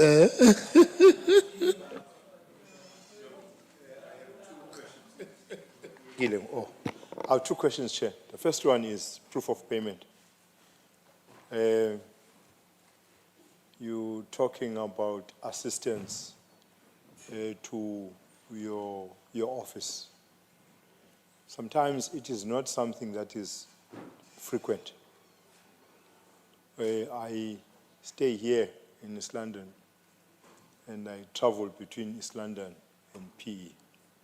So I would, at some point in time, because we come here with lots of documents from the EXCO and all of those meetings, and maybe fortnightly, someone will come and, redo my documents, pack them, put them, in my study, because I don't pay attention to it. And I would pay that person as and when that person comes per month. Sometimes I would pay that person using my phone. E-wallet, I'm FNP, I use e-wallet. Sometimes I pay that person cash. This is just what I want to know, because now you are telling me that I can claim for that. Just trying to check on that one. The second one is on the 60,000. 120,000, 60,000 of which is taxed, and the other 60,000 is not taxed. And you're saying what must be claimed should not be less than 60,000. I'm in a constituency office. I have a constituency office just like any other member. That is perhaps where I should be spending the 60,000. If I'm correct, what are the exclusions in my constituency office on that 60,000? Thank you. Over to you, Ko. Over to you. Quick.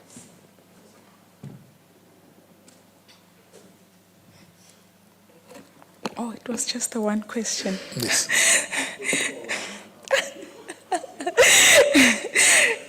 Thank you, Honorable Chair.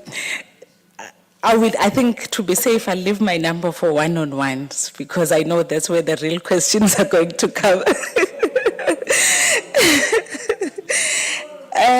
Okay, just to answer your question, Honorable Member, on the proof of payment, and then I'm just going to ask for clarity on the second one.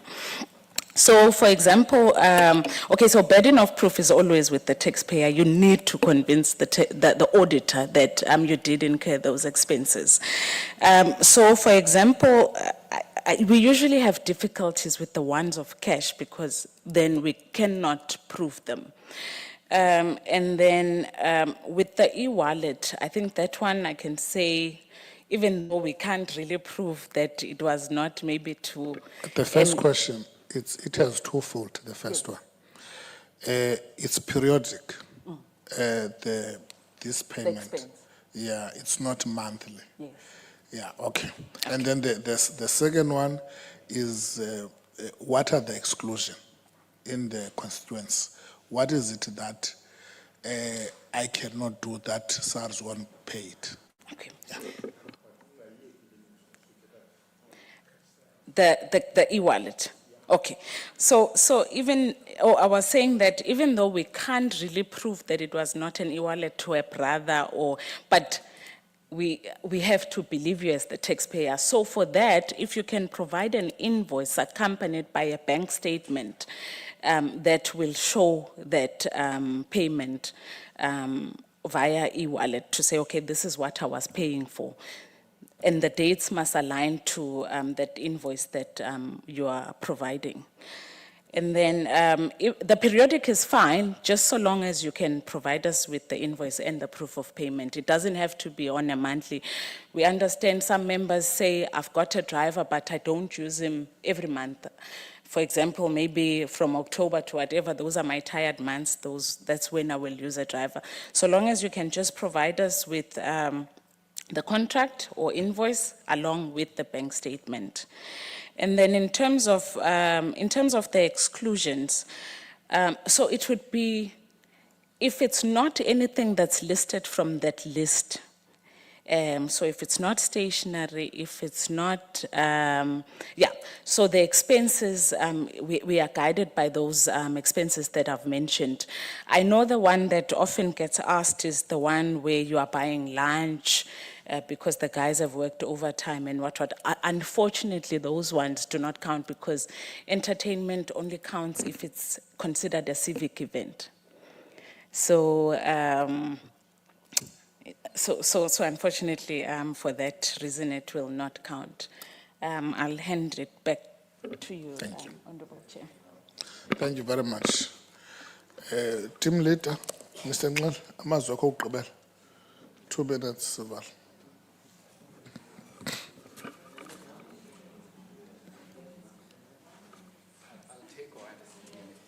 Okay, sure.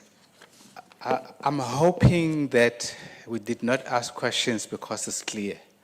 Because we would like to leave here knowing that we are empowered, that by the 20th of October, you are filing your tax returns. So when I saw the questions in the first session, I thought we were going to have more as well. So we were looking forward. But I think let's try and partner together to make sure that we are as compliant as we should be.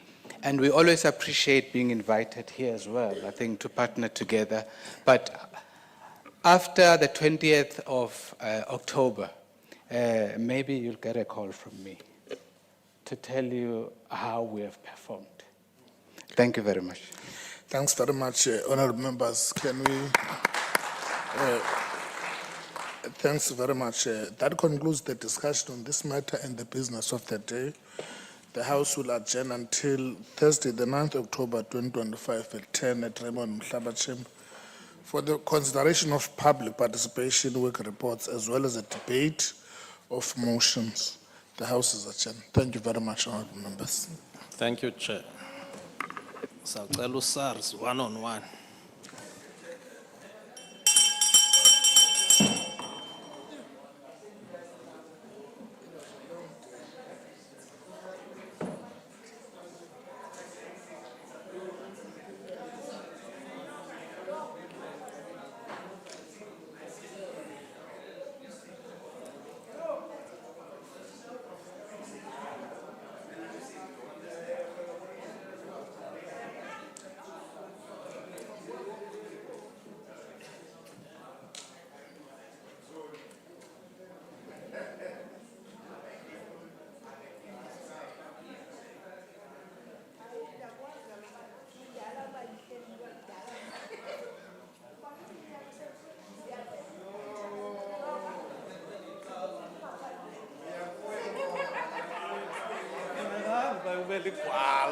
Imam Jem, I no proclaim